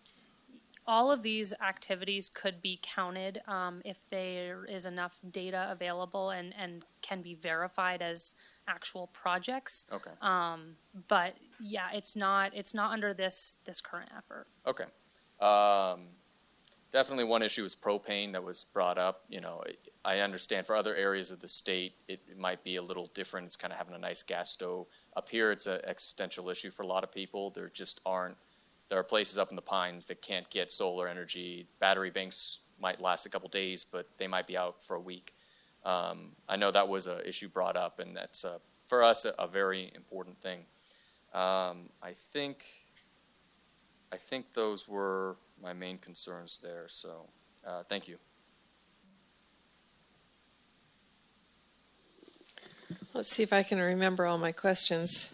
So I'm looking back at your timeline again on page 4.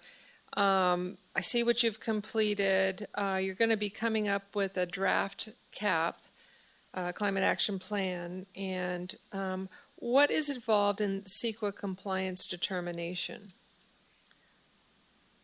So that is really what we're coming today to figure out, is whether this effort is going to be a qualified climate action plan or not. If it's going to be a qualified climate action plan, then it would have to have its own CEQA document. That could look like an addendum to the general plan EIR, or an initial study, mitigated negative declaration. It could be a variety of CEQA documents, but that is something that we included in our scope of work when we submitted it to the county. But again, as Quincy said, this was kind of this unknown variable the whole time, where starting this effort, we weren't sure whether this would indeed be a CEQA qualified CAP.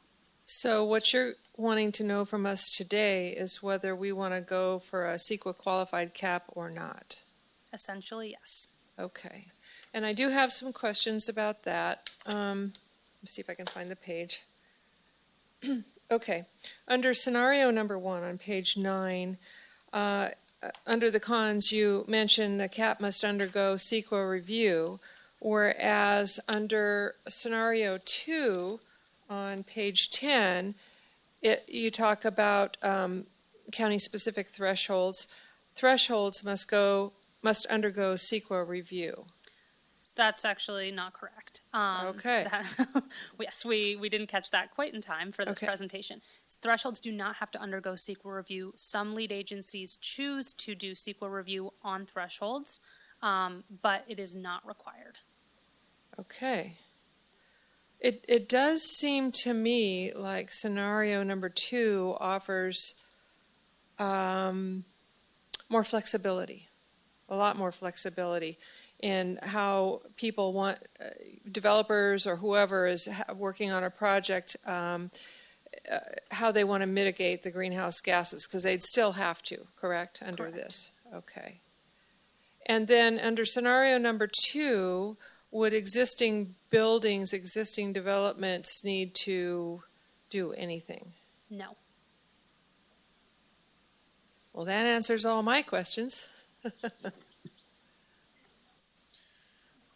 Yeah, and answers. Well, they're talking. I'm just making okay. sure there's consensus there. There could be actions in the climate action plan that would apply to existing development, but they wouldn't be required because it isn't a qualified plan. They would be incentivized kinds of actions, softer actions. Obviously, there's some really great things to just do that would be beneficial, but they wouldn't be required at the same level of aggressiveness that would be needed for a qualified climate action plan. Okay, great. Thank you. And yeah, that does answer most of my questions. Yeah, because I feel the same way kind of about scenario 2, because if you look at scenario 3, one of the complaints or comments that I would say you get more often than not from people who want to develop existing properties or make additions is that they don't really know where they stand. So it's not so much the regulations themselves, it's the uncertainty about the regs. And then I think, scenario 1 kind of, it's requiring more than I think is necessary in most cases. And so kind of meeting in the middle there with scenario 2, I think accomplishes the goal of having certainty about what's required, but leaving the flexibility to, if it's not necessary to do all of the CEQA review in some of these minor cases, you have the option to do that. So, yeah, I guess my question would be, am I interpreting that correctly? And is there a staff recommendation with respect to the 3 scenarios?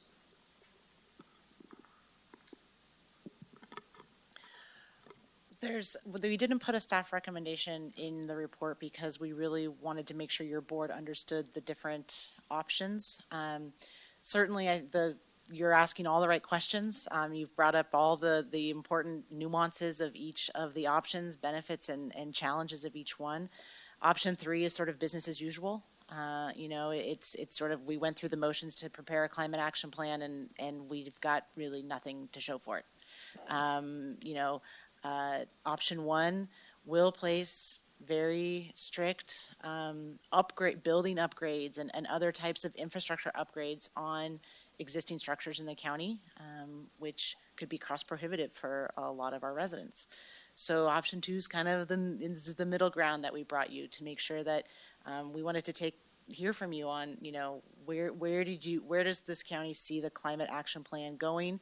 What benefits can we derive from it? And I will also just add that what we're not talking about today is another piece of the climate action plan is a whole component on adaptation strategies. And so there's a lot more to this climate action plan than we're bringing to you today. And it's really a well-rounded, robust plan. And when we publish it, I hope the public and you will be pleased with at least the breadth and depth of what we're going to be giving you. So to answer your question, there's not really a staff recommendation other than just to point out some of the opportunities with each one of the options. Okay, well, I think you told a good story there, so I think we can. Okay, I think Supervisor Goldenberg had a follow-up question, then we'll go to public comment. Yeah, maybe not. So on the, I believe, I forget if it was the first or second meeting where there was a discussion about wildfires, and I believe that we specifically excluded that from being calculated because it's so widely variable that I mean, some years could be really, really bad, and other years could be, super light. Is that?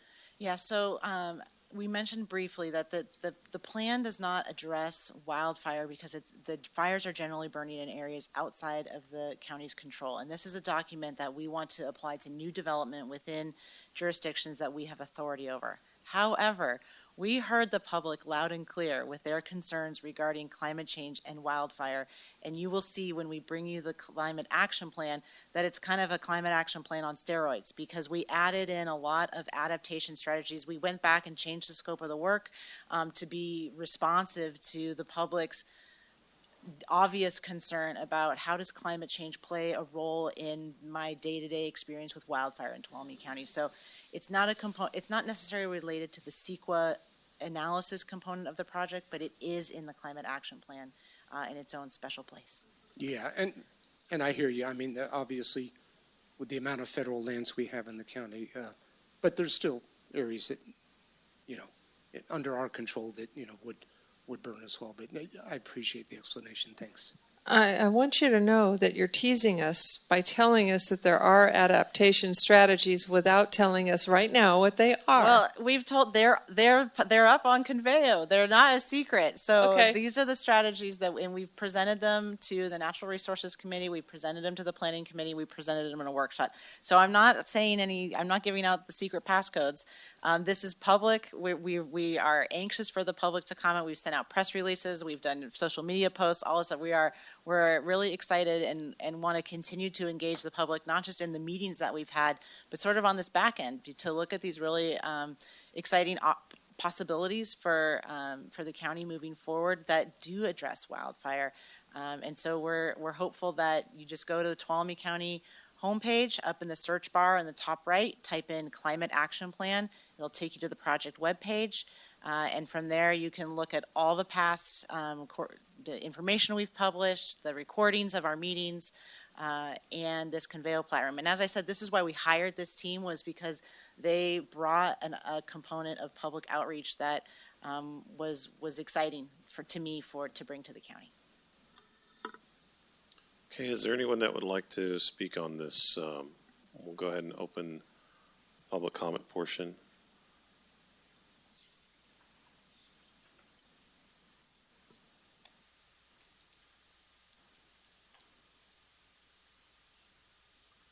Good afternoon, welcome.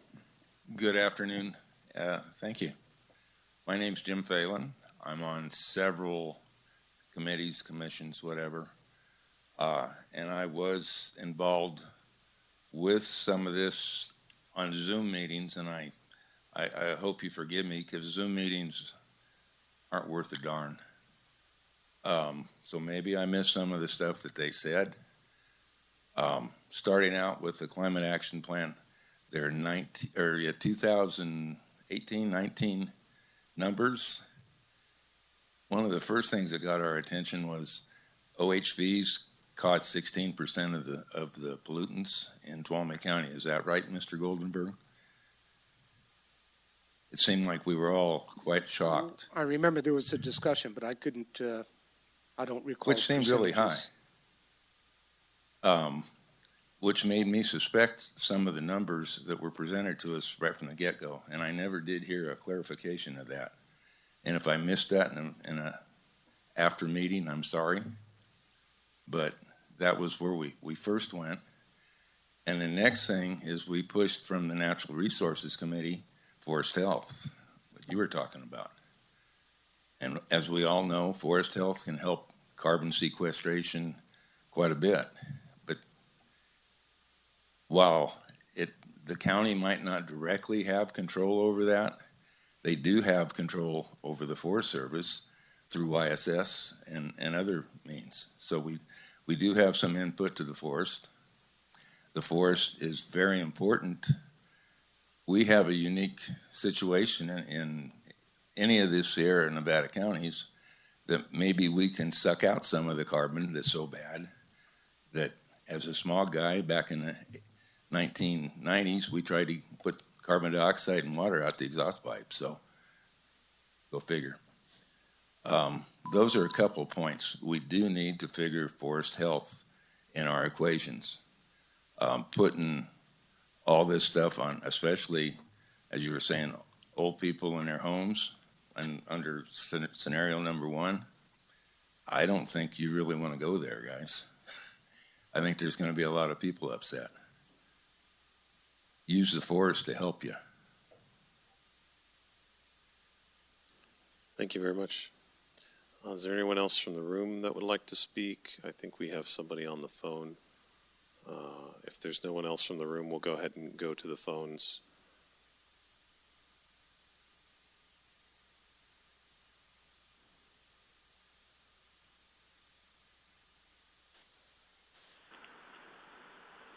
Hello, you're on with the Board of Supervisors. Yeah, good afternoon, John Buckley, CSERC. Our center's been highly involved in the general plan and all of this for a number of years. I'll have very brief comments. The first is as was put forward earlier, the general plan directs that there be specific actions that are identified that will help the county to be consistent with the state goals. With all due respect, the second and third alternatives do not provide that specific measures to reduce county greenhouse gas emissions. The reality is right now that Tuolumne County is currently designated as being in extreme drought in part of the county and exceptional drought in other parts of the county. Our staff was out today and also last week visiting numerous streams that have already dried up, and there are 30,000 acres burning to the north of us. It's just the latest example of the fire risk that Jim just referred to. But Tuolumne County cannot take credit for what the Forest Service acts on, even if there's been funding that YSS and the county have somehow done to enable treatments on Forest Service lands. It's irrelevant to this particular matter, even though it's part of an overall suite of actions that need to be done. So for the question before you today, our center urges that there be a clear responsibility by the board to accept the fact that all of us need to take steps to take a reduction or to make a reduction in greenhouse gas emissions, and simply doing 2, which requires a statistical requirement threshold to be met, is not going to do it. Developers always fight to limit their individual requirements, and the amount of new development taking place in the county is so minimal, it has very little overall value. So I simply urge the board to carefully consider how to engage all of our citizens in the effort to try and make a difference in the same way as the county tried to engage all citizens in mask wearing, vaccinations, and other necessary treatments or actions to reduce the effects of COVID. This is a long-term threat that affects not just the wildfire risk, but so many other values. And I urge the board not to take the easy way out, but to do something meaningful. Thank you. Thank you very much. Do we have anyone else that would like to speak? Okay. I don't see anyone else that would like to speak, so I'll bring it back to the board. So who would like to start? Well, in light of the comment by John Buckley from CSERC, I was under the understanding in our discussion scenario 2 with the county-specific thresholds that if we develop those and put them in place, that I don't know about the requirement portion, what he spoke to. Maybe you could go from there. So the general plan does not require the county, jump in here where I go wrong, does not require the county to adopt a qualified cap, because we recognized that it could force existing property owners who are not doing any new development, but certainly who are creating greenhouse gas emissions in their day-to-day lives, that the county would then obligate them to do certain things, building code upgrades, other, vehicle changes. I mean, it would be government would have additional regulation over not just new development, but existing private citizens. And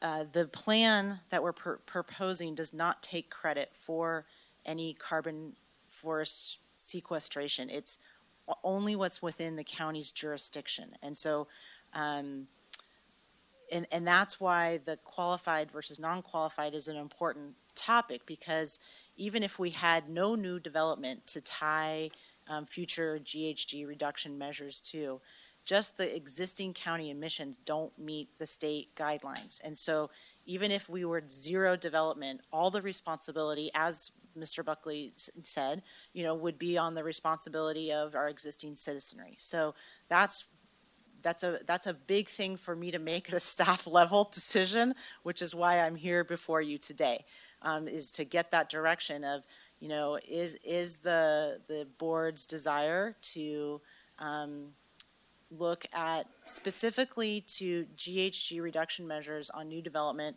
to have it be a non-qualified cap, along with lots of other plans and policies and goals within the adaptation strategies that continue to broaden and address climate change and resiliency within our community. So when we started this process, there was not this second piece to the project.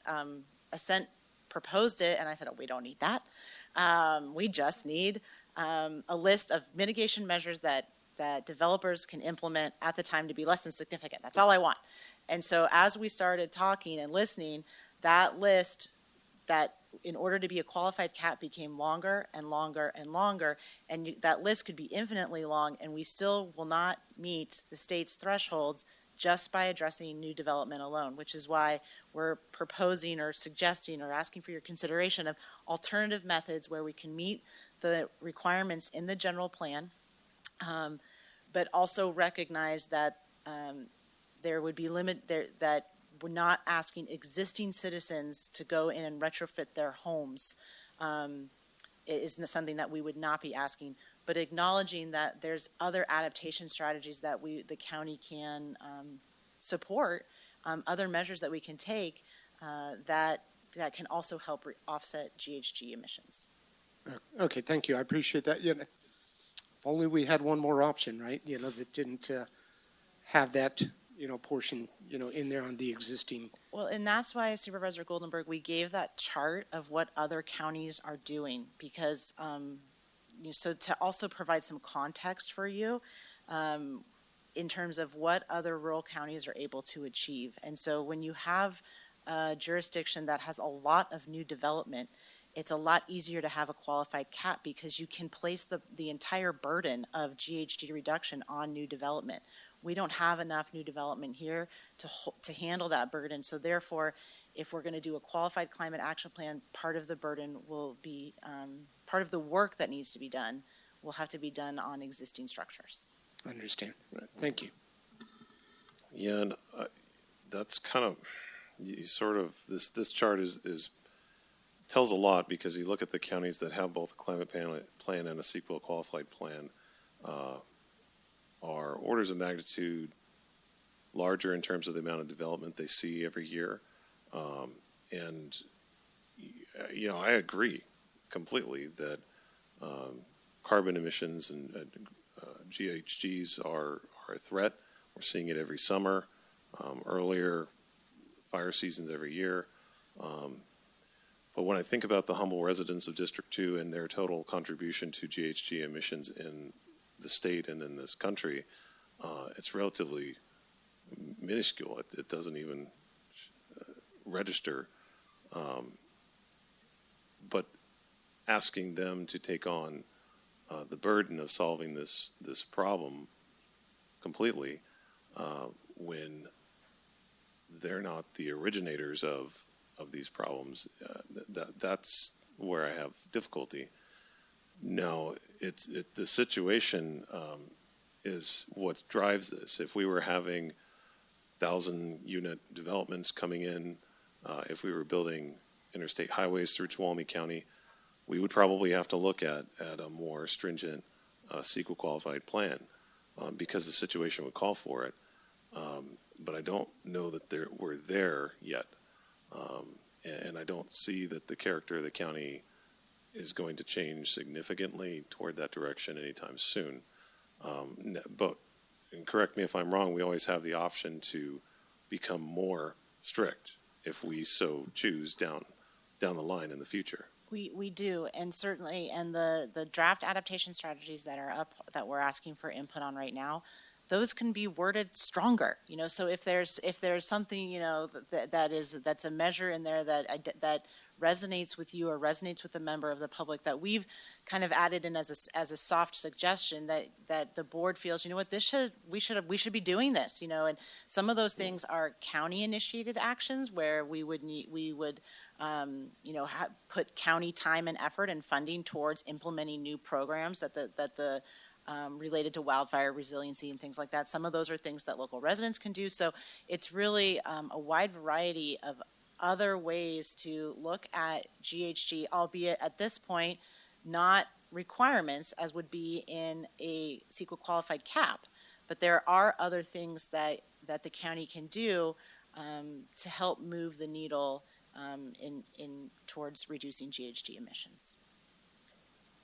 Was there a reason Calaveras County isn't on this chart? Do they not have one? I don't know. They don't have one. They don't have a climate action plan. Yeah, a couple other counties don't either. I mean, per the chart. I was just curious. Yeah. I mean, it seems like a. All right.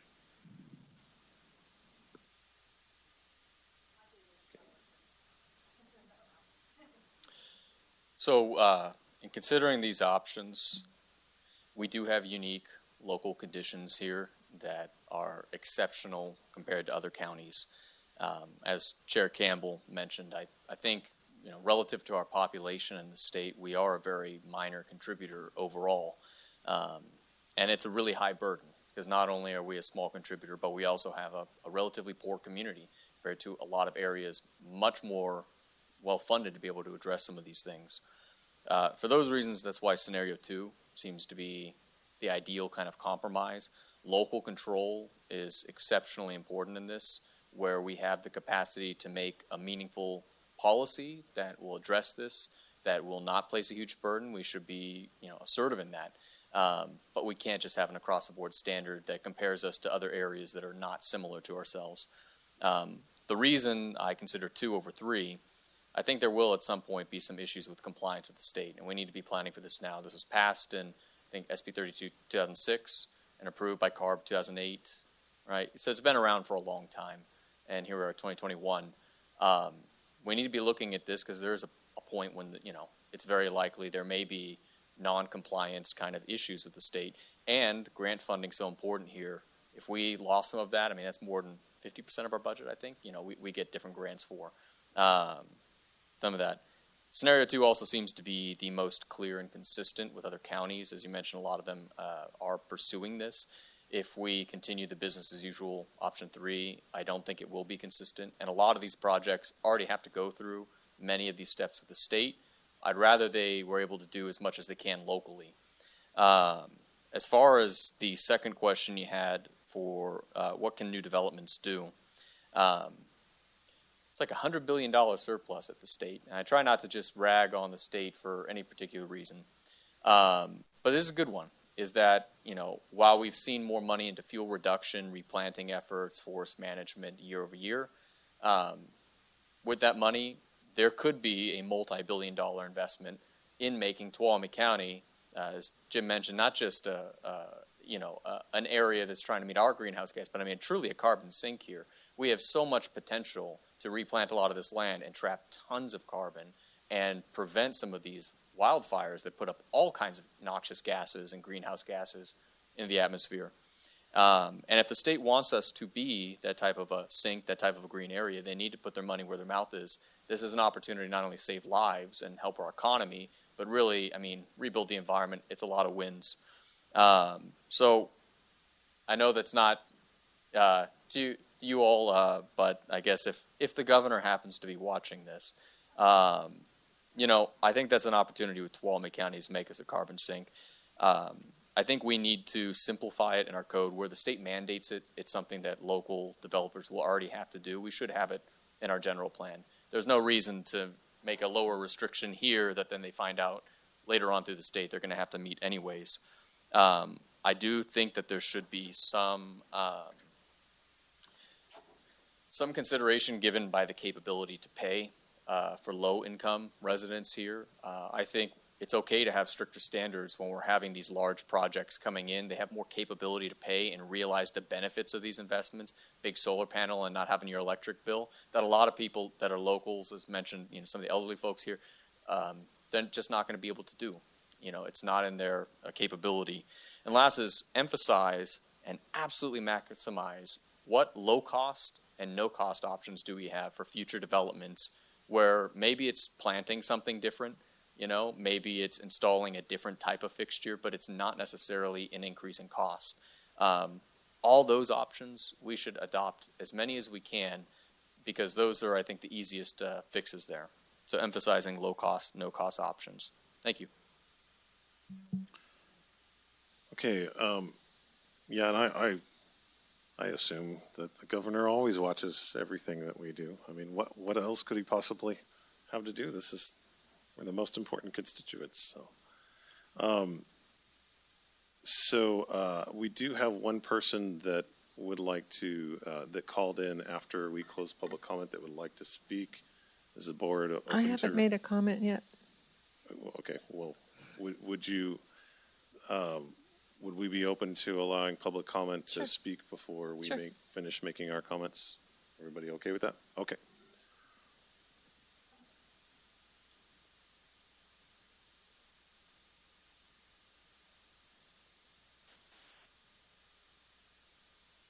Hello and welcome.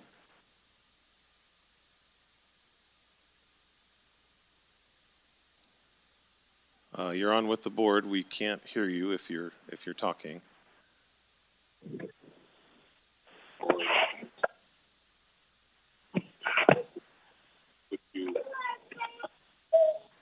Say something. Hello, can you hear us? Yes, You're on with the board. thank you, and my apologies. I was trying to get on earlier. I'm going to put my phone on.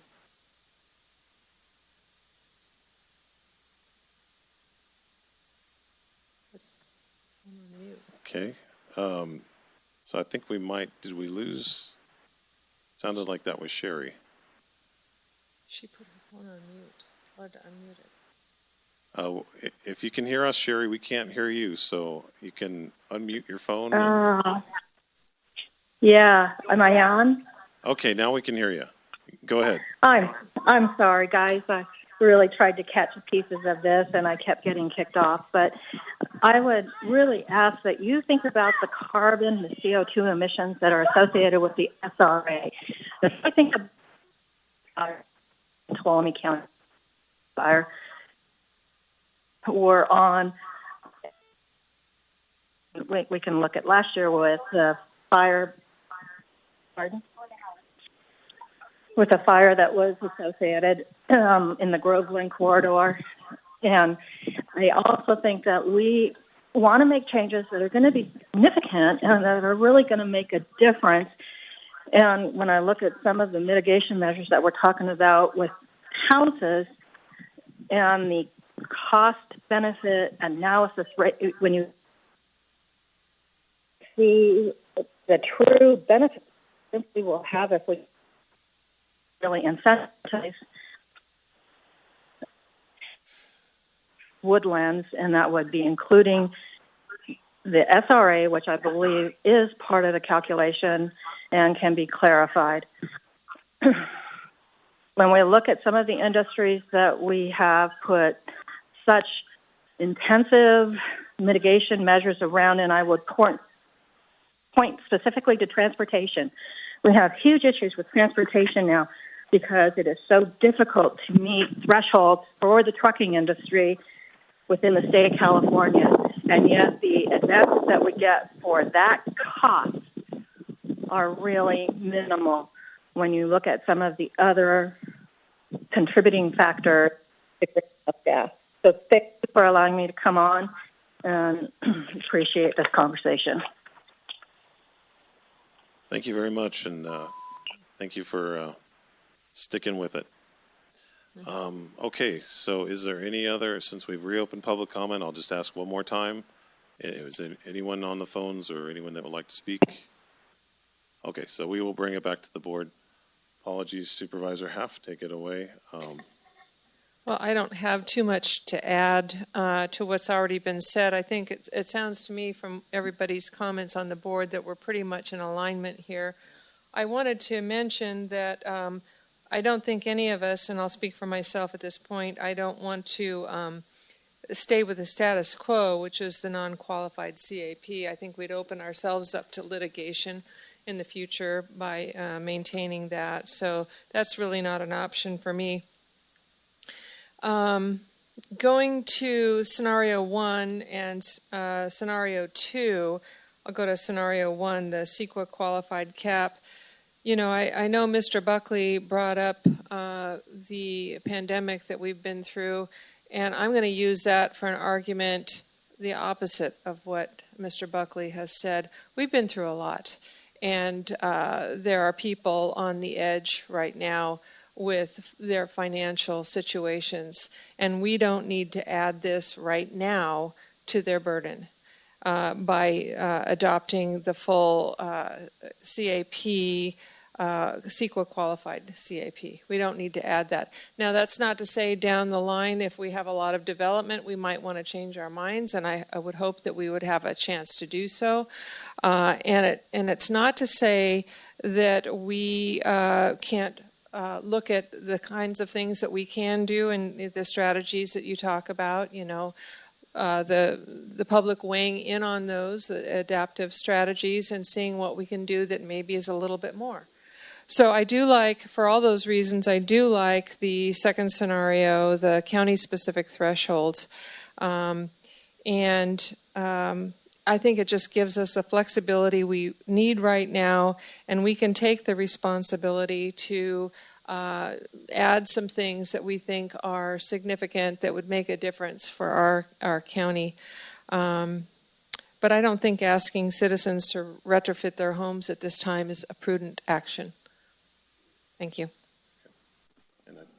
So I think we're pretty consistent on scenario 2. So does that suffice as direction? Yes, thank you very much. Okay. And we will, as we mentioned, the draft adaptation strategies, which is different than project-specific mitigation measures, are on our website. Please comment on them. They'll be up there for just a week, 2 weeks or so more. And then the next thing we'll be back before your board releasing the draft climate action plan. And we will have we will continue to engage the public so hopefully we can get meaningful feedback on this. So thank you very much for your time. Thank you very much. Thank you. So let's take a 10-minute break, reconvene at 2:50.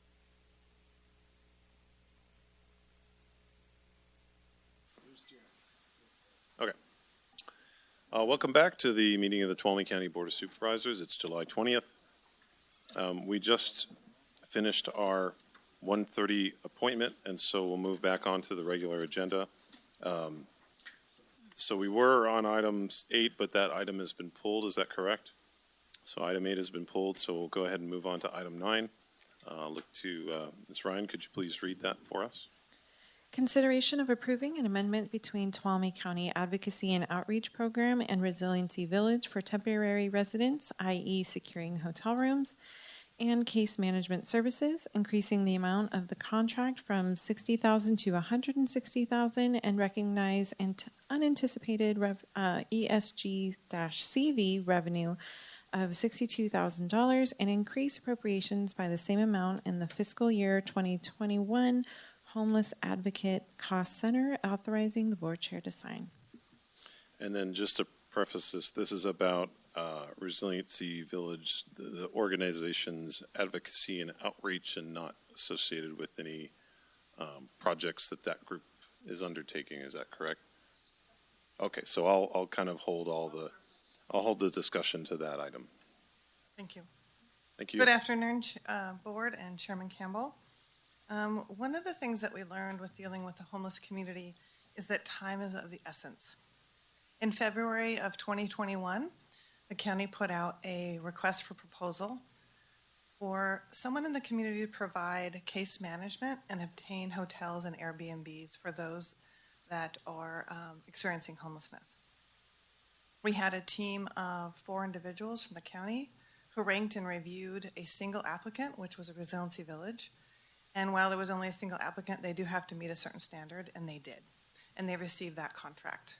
The original contract was for $60,000. And that was under the authority of Tracy Riggs to sign. So I wanted to just talk a little bit about what they did. We went straight to work on especially focusing on Camp Hope.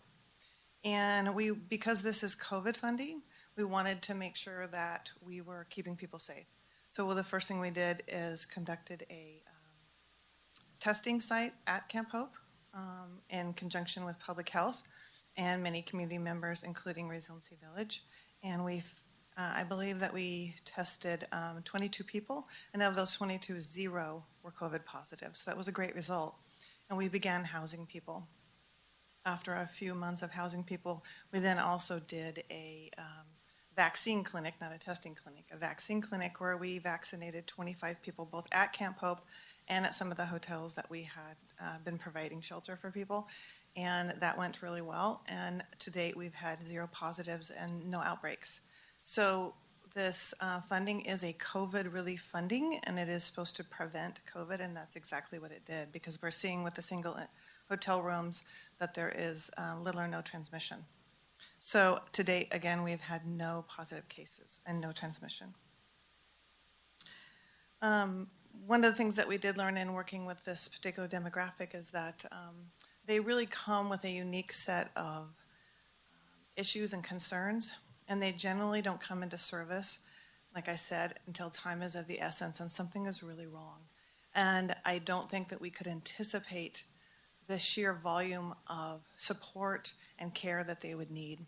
And as an example, we had a woman who is struggling to maintain, and she has a little bit of income, but she just really struggles to maintain basic needs for herself. So she began to hoard her insulin. So when she came in, her insulin was very low, and we had to call for an ambulance to support her to make sure that she was okay. It was really life-threatening, and so the advocate decided that once she was medically cleared, to stay with her and help her to monitor her own insulin levels. And that was the right thing to do, but that is also a little bit expensive when it comes to case management. And those are the kind of things that we're seeing also with substance abuse. While the rule is that you can come in using, once you come in, you have to stop using. And that is a big step for a lot of people. And one of the beautiful things is Resiliency Village partnered with Matheson and the Miwok clinics, and they provided substance abuse support and emergency care for those struggling with substance abuse. But that also means that those folks need, especially in the beginning, almost around-the-clock care to help them with their sobriety. I think what is really important to understand in this particular situation is that we have 22 people from Camp Hope who are dedicated to staying clean and sober.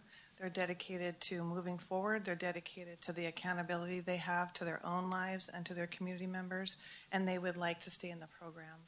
And that's why this particular proposal is so vital. And I think the other important thing I want you all to hear is that those 22 people who are clean and sober and moving forward and doing their best every day to be healthy and clean, there are just 5 people from Resiliency Village standing next to them, supporting them in that journey.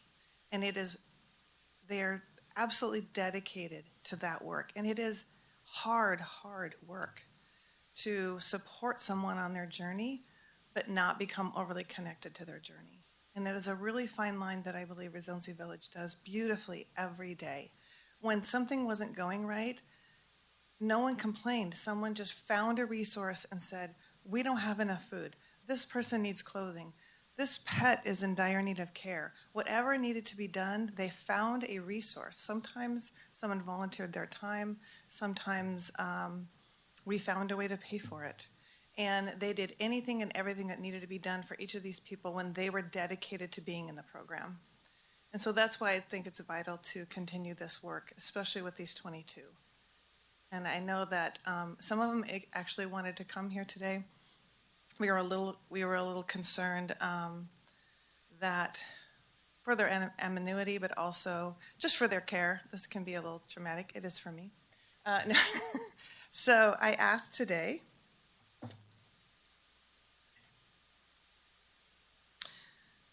respectfully to recommend that your board approve the attached contract amendment between Tuolumne County and Resiliency Village, increasing the contract amount not to exceed $160,000 and recognize unanticipated ESG CV revenue of $62,000 and increase appropriations by the same amount for the fiscal year 2021 Homeless Advocacy and Outreach Cost Center, authorized by the board chair to sign.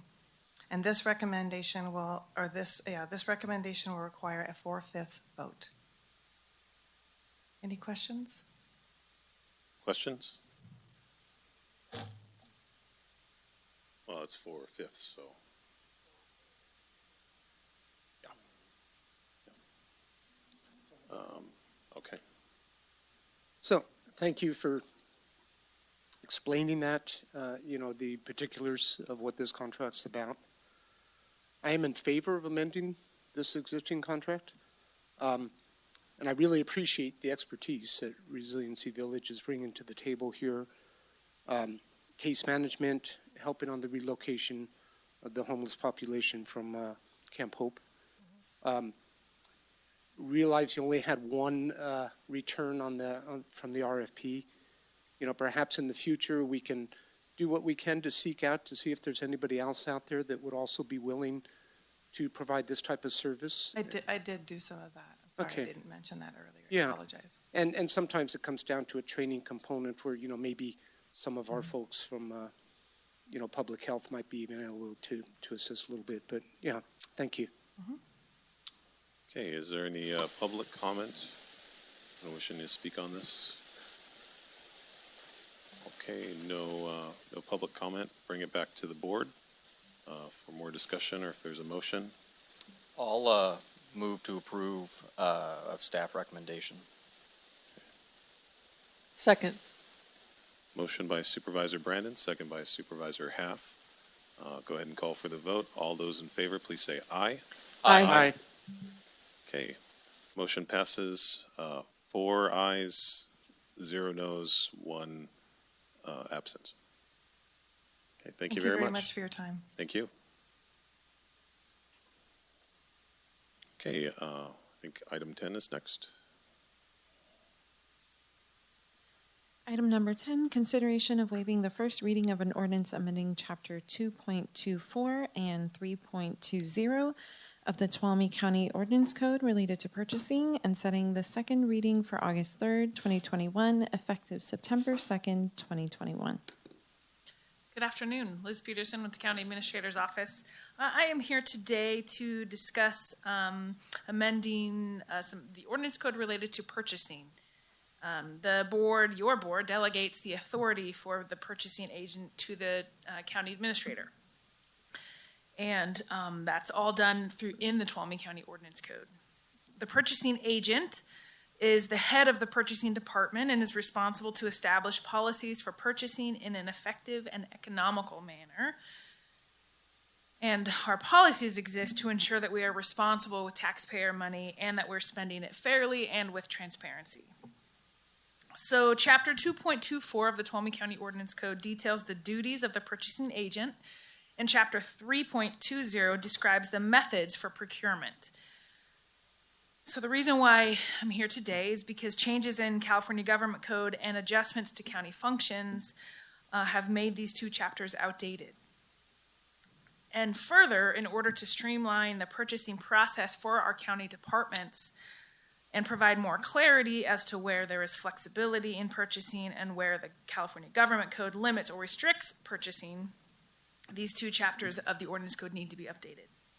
So in the on the agenda are a handful of attachments. So there are the red line versions of Chapter 2.24 and 3.20 to show you the changes that are being made. And then there's also the clean version, so you can see what those will look like if your board approves them. And then there's the ordinance amendment as well.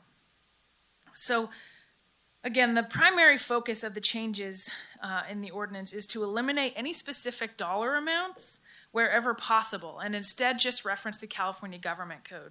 So as there's changes in the California Government Code, our purchasing policies, our internal policies can adjust with those changes rather than having to come back to your board every time there's minor changes. And then, so once these chapters of the ordinance code have been updated, then the county administrator / purchasing agent will update the purchasing policies to reflect these changes, and those will go out to our departments. Again, the goal is efficiency for departments with purchasing whenever possible, and then streamlining the process. So that's why I'm here today, this afternoon. So I'm recommending that your board waive the first reading of the ordinance amending Chapter 2.24 and Chapter 3.20 of the Tuolumne County Ordinance Code related to purchasing, with the second reading to be held on August 3rd. Okay. Any questions? Got quite a lot of reading you gave us.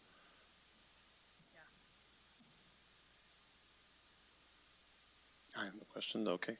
I'm ready to move on staff recommendation after we hear from the public. Okay. So is there any public comment? Okay. Got the shake of the head, so bring it back to the board. Okay, I'm ready to move on staff recommendation. Second. All right. Motion by Supervisor Haft, second by Supervisor Goldenberg. Call for the vote. All those in favor, please say aye. Aye. None opposed, so motion passes with 4 ayes, 0 noes, and Supervisor Kirk absent. Okay.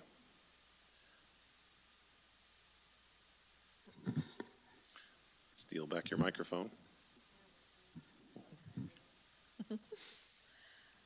Item number 11, consideration of approving a professional services agreement for the supply and delivery of liquefied petroleum gas between the County of Tuolumne and Feral Gas LP in an amount not to exceed $525,000, authorizing the board chair to sign. Good afternoon, members of the board. Eric Earhart, County Administrator's Office.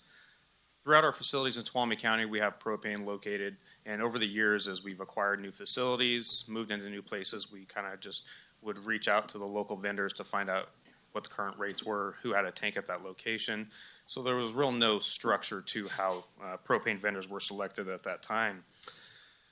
Over the last year, what I saw was we're paying anywhere from $1.75 to $2.75 a gallon for propane, and it could vary based on vendor location. In fact, even some vendors, we were paying varying rates with a single vendor.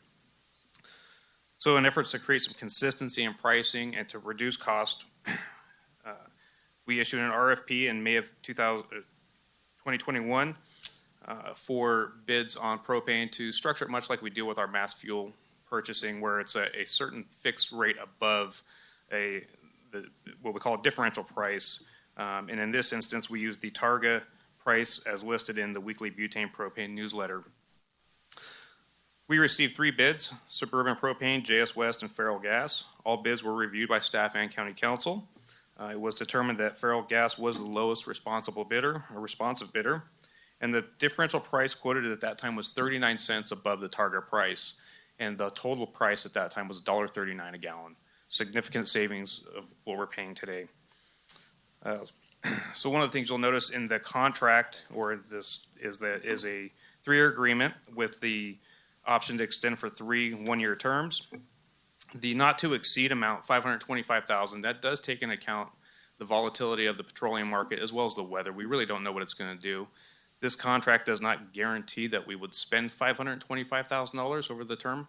It just, that gives us room to make those adjustments as necessary as the price goes up on fuel. But the 39 cents over that target price is fixed for the term of the contract, so that will not increase. So with that, staff does recommend that your board approve the attached professional services agreement for the supply and delivery of liquefied petroleum gas between the County of Tuolumne and Feral Gas in an amount not to exceed $525,000, and authorizing the board chair to sign. All right, thank you. Questions? Great. I just wanted to say this is excellent. Thank you for finding a much better contract, much lower rate for this. It's a more organized way of doing it and saving taxpayer money. So this is really good work. Thank you. Thank you. All right, is there any public comment? Okay, bring it back to the board. Do you have a question? I looked at you. I didn't see any indication that I didn't see you look at me. I did. It's getting late. I just have one comment, and it's not anything to be done about, but one of the things I learned when I was an analyst for this county is that LP gas, propane, is not regulated. That's a problem. But you said that you had come to some kind of a agreement with them about something about 39 cents over? Correct. So much like with our fleet fueling prices, we look for a fixed rate above whatever the average is that they're charging from the wholesaler. So in this instance, the name of the, excuse me, that we used is, it's out of San Francisco, it's Targa. The price posted by Targa out of San Francisco as listed in the weekly butane propane newsletter. So that's a normal rate that comes out on a regular basis. And so the rate is fixed 39 cents above whatever that published rate is. Okay, that gives us something. Correct. Yeah, I like that. Thank you. Okay, so back with the board. I'll look for a motion if there is one. I'll motion to move on staff recommendation. I'll second. Okay, motion by Supervisor Brandon, second by Supervisor Goldenberg. Call for the vote. All those in favor, please say aye. Aye. Okay, motion passes 4 ayes, 0 noes, and Supervisor Kirk absent.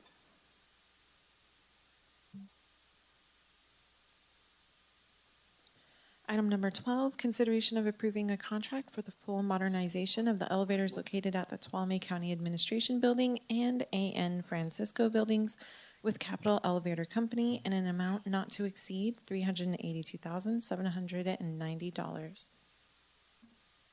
Hello again. So in 2019, December of 2019, staff secured the services of architectural elevator consulting. And the intent of that was to provide surveys on the elevator here in this building as well as the AN Francisco building. We'd had increasingly more and more issues with both of these elevators. Each building only has one elevator, and obviously we have to have that to meet ADA requirements, provide services to the public and staff. So as those issues continue to come up, we did secure an agreement with a consultant to come look at those. Just for reference, this building was completed in 1980, and the elevator that's in service today has not undergone any major upgrades or renovations since that time. And same with the AN Francisco building, which was put into service in 1982. So both of these elevators are extremely old in perspective to elevators. And one of the challenges that we find is as parts start to break, they've become obsolete as well. So we actually had challenges finding parts for the elevator in this building at one point. And in some instances at both points, these elevators have actually been out of service. So the survey was done. We did have some service completed on it at no additional cost because we did have a maintenance agreement at that time with Schindler Elevator. They came out and did the repairs, but the consultant did help us draft a scope of work specific to these elevators to determine what was needed and what was recommended. An RFP was published in April, and at the end of April, we received 2 bids for that. One was from Schindler, and one was from Capital Elevator. The bid from Schindler was almost $575,000. That was Schindler, and with Capital, it was $383,000 approximately.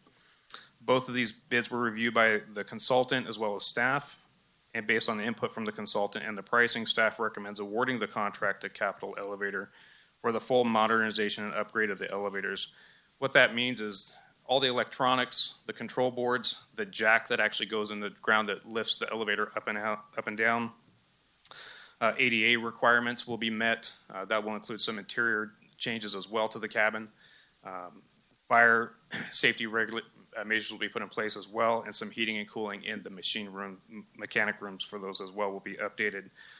So the total cost for both of those is approximately, is $382,790,000.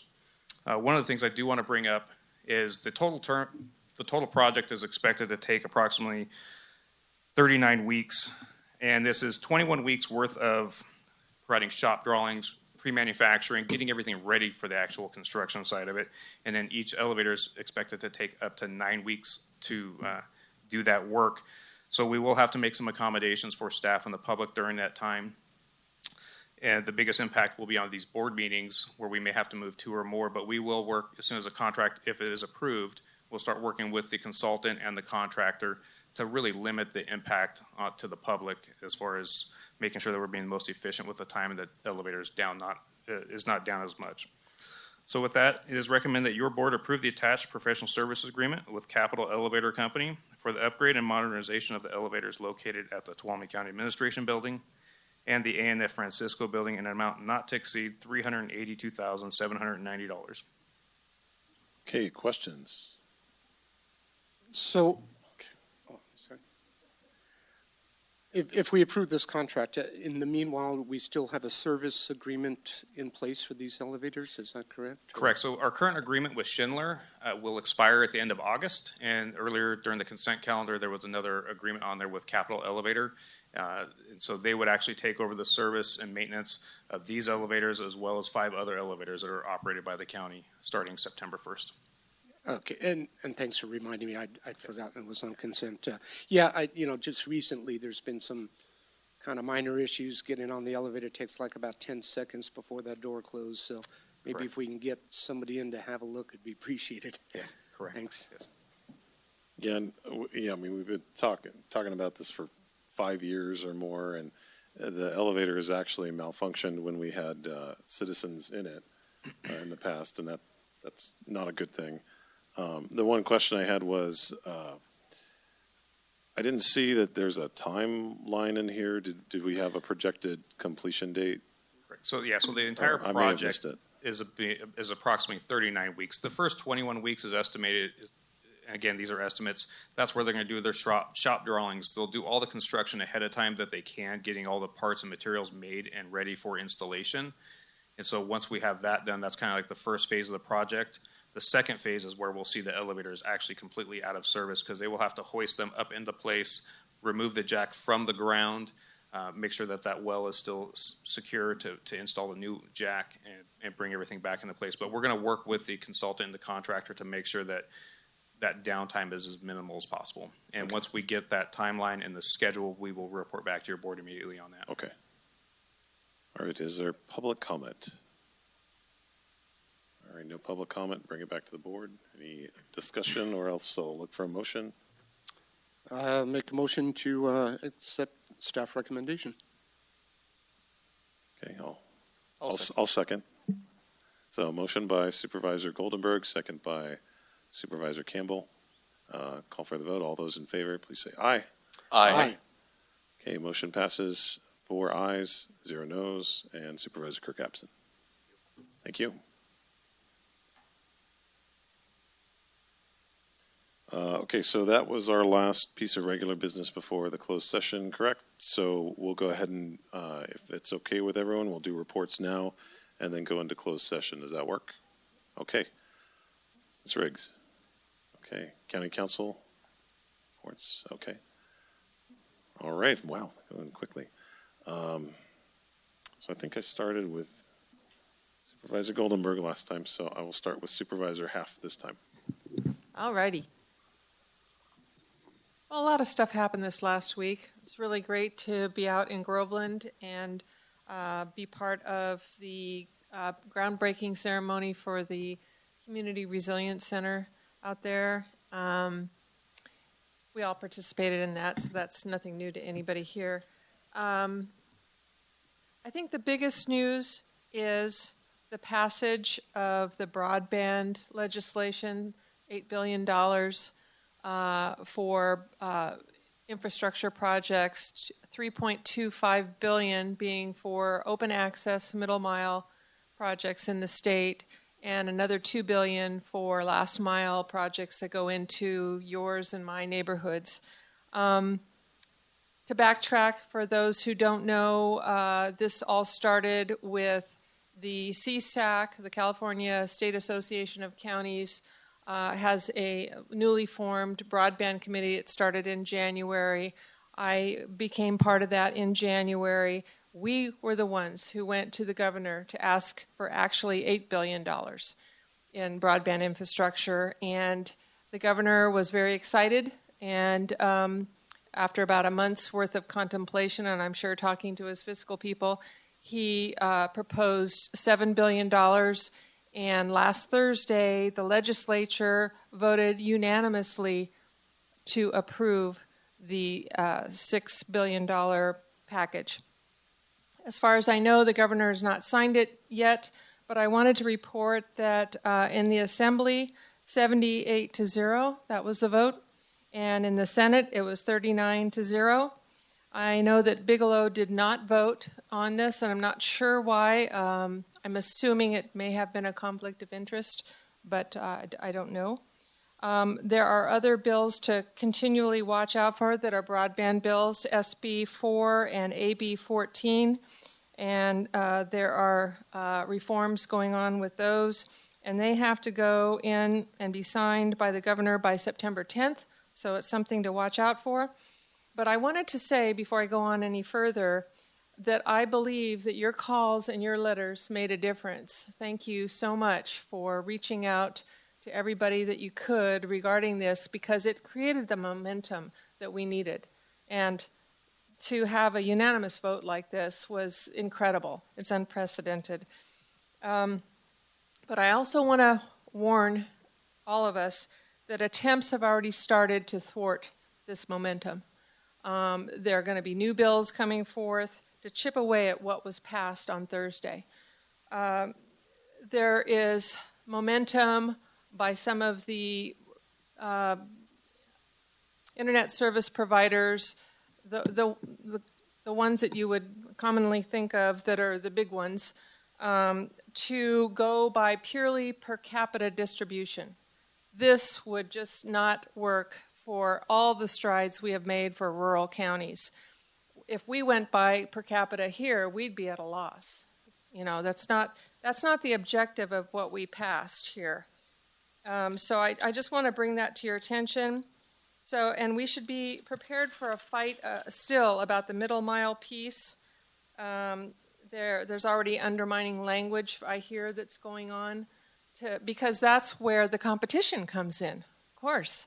You know, any ISP can build off of the middle mile project, and if those middle mile ISPs end up building the final mile, the last mile, that will create a lot more competition up here for the different ISPs. We won't just have one or two, we'll have more than that. So it's just really important to stay vigilant, and I just wanted to make sure we all knew that, because I may be coming back and asking you to make some more calls. And I think that's the biggest thing, and that's what I've been most excited about, so I'll pass the baton.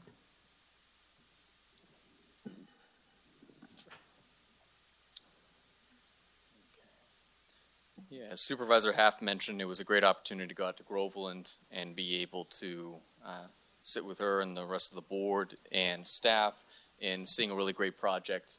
I guess not end yet, but finally really get started going, which was really fantastic.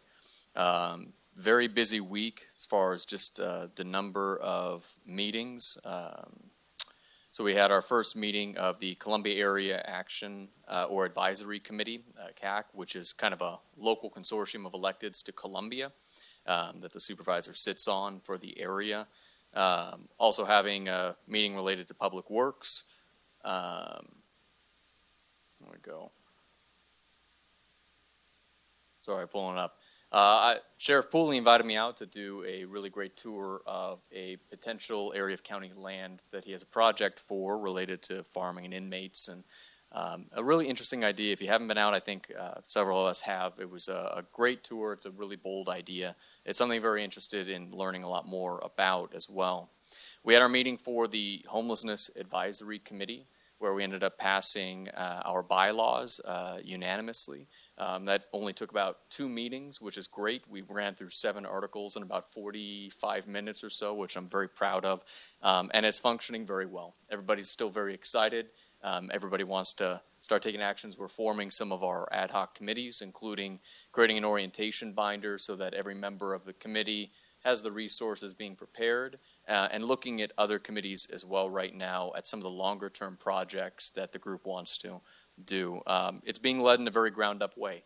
It's what the members want, and taking direction there, and I think that's just it's a really good leadership style. We've got great officers on it. So that will be coming before the board in the future as well in the form of a resolution. I was able to attend as the alternate for the Visitors Bureau meeting recently, receive a presentation and answer some of the questions there. I think I'm going to be trying to make a point that some of the committees that I'm an alternate on, where we only have one supervisor, to attend more often. It's valuable even sitting in the back a little bit just to be able to keep up on everything that's happening, even when the attendance is not necessarily needed. It's just something different than just getting the minutes for those meetings.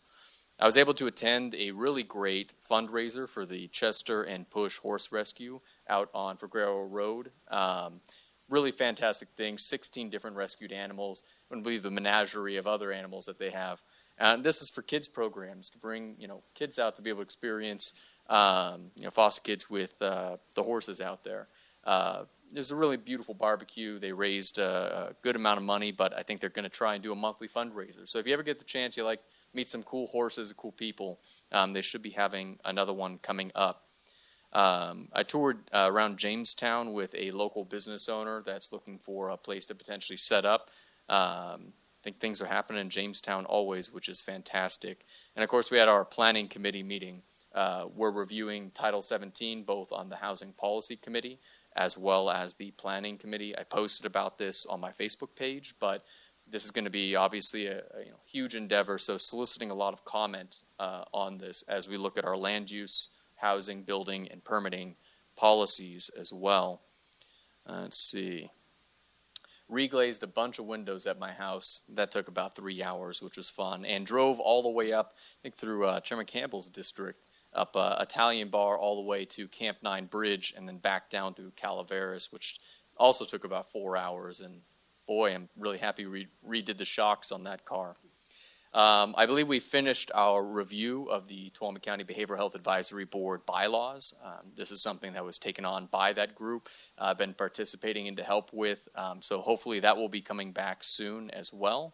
Other than that, lots of emails. I really want to thank all the members of the public and anybody who's been sending in ideas for the AARP discussion. I saw someone online say, well, what do we elect you guys for? Don't you have any ideas for how you want to spend it? Trust me, we've got lots of ideas for where to potentially put this and invest it, but we want to get community input. We want to hear your ideas, and we want this to be a community-driven process. And right now, I'm feeling like that's really coming true. We've gotten a lot of feedback, a lot of great discussions, and I'm very impressed with that. So when that comes back before the board, I think we're going to be very prepared and have a very good discussion. Other than that, to you. Yeah, so I too, I think we all have actually received quite a few emails on the ARP, which is good. And there's a wide variety. It'll take a little bit to collect them all and sort them out. Committee meetings, I had just the one this last week, Natural Resources. Continue to have constituent meetings in my office, first, second, and third Thursdays of every month, 1 to 3. Had a couple meetings last week, so that was good. Sign up, again, either you can just call me or go to my website, supervisordavidgoldenberg.com, and there's a sign up there under contacts. Continuing to, receive calls and emails regarding Resiliency Village, responding back to people to discuss them. Just a lot of concern and attention on this, but I'm receiving a lot of emails and calls, both pro and con, with their concerns. So I am in the process of setting up my next town hall. Will be next Thursday July 29th, from 6 to 7:30 p.m. We are going to discuss homeless issues during that town hall.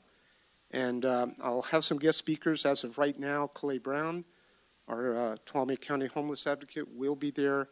And I'm not sure about a second person yet. I still need to make contact. But please, if you have the opportunity, join in and hear what we have to say and ask questions. Thank you. Thanks very much. Yeah, and just kind of starting at what's been going on in my district and working backward. So just yesterday we had a very small fire near Phoenix Lake Estates, and pretty scary, you know, given the location of where it was, pretty much surrounded by people's homes. But fortunately, our air attack base at Columbia has access to a Black Hawk helicopter, and that was the first thing on the scene and darn near put it out by itself before we could even get hand crews there. But it was really heartening to see the rapid response from our firefighters. I mean, we all know how great they are, but here they were 1,000 feet away from my house, and I got to see them up close doing what they do best. I've also gotten a great deal of emails about the, before I get to that. So I had kind of a flurry of code compliance related calls from constituents. I don't know what prompted it, but it might have been just coincidence, but a variety of different things, some trash related, some neighbor disputes, some development, encroachment, pretty much everything you can think of down the line, code compliance related. So that's still a heavy issue on the minds of a lot of people in my district, I'm sure all of our districts. Received a lot of calls about our ARPA funds and fantastic ideas. The whole intention of these funds was for it to be a community-driven approach, and I think our county's doing a good job doing that. We are having a meeting on Thursday at, oops, I lost my page. So I was just going to reiterate it. So Thursday at 4 p.m., we're having a special board meeting to discuss exactly this. We'll talk about some of the limitations on those funds, how other counties are using those funds. There are a variety of ways that can be employed, some small ways, some big transformative projects, all kinds of ideas. And for members of the community, all your ideas are welcome. This is how we make change in our county, is by getting as many voices coalesced in more or less one direction, and that's how you really change things. So really appreciate all the people that took the time to do that. Met with a variety of citizen groups.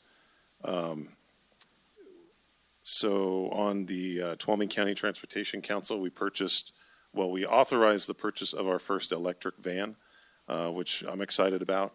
It's a smaller, I believe it's 8-person van, and it can hold 3 wheelchairs. It can be converted to hold 3 wheelchairs.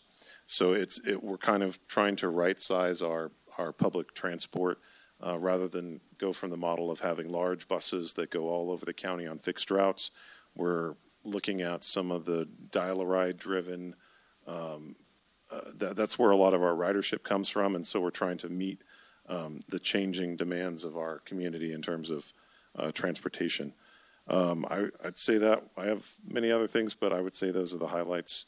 And so with that, we'll go ahead and end reports, and we'll move on to item 13, which is a closed session item. I'll see if our clerk can read that for us, and we'll see if there's any public comment. Item number 13, closed session, conference with labor negotiators, Tracy Riggs, County Administrator, and Eric Earhart, Assistant County Administrator, Authority Government Code Section 54957.6, all bargaining units. Is there any public comment? All right, no public comment. Do we anticipate a report out? Okay, we do not. All right, so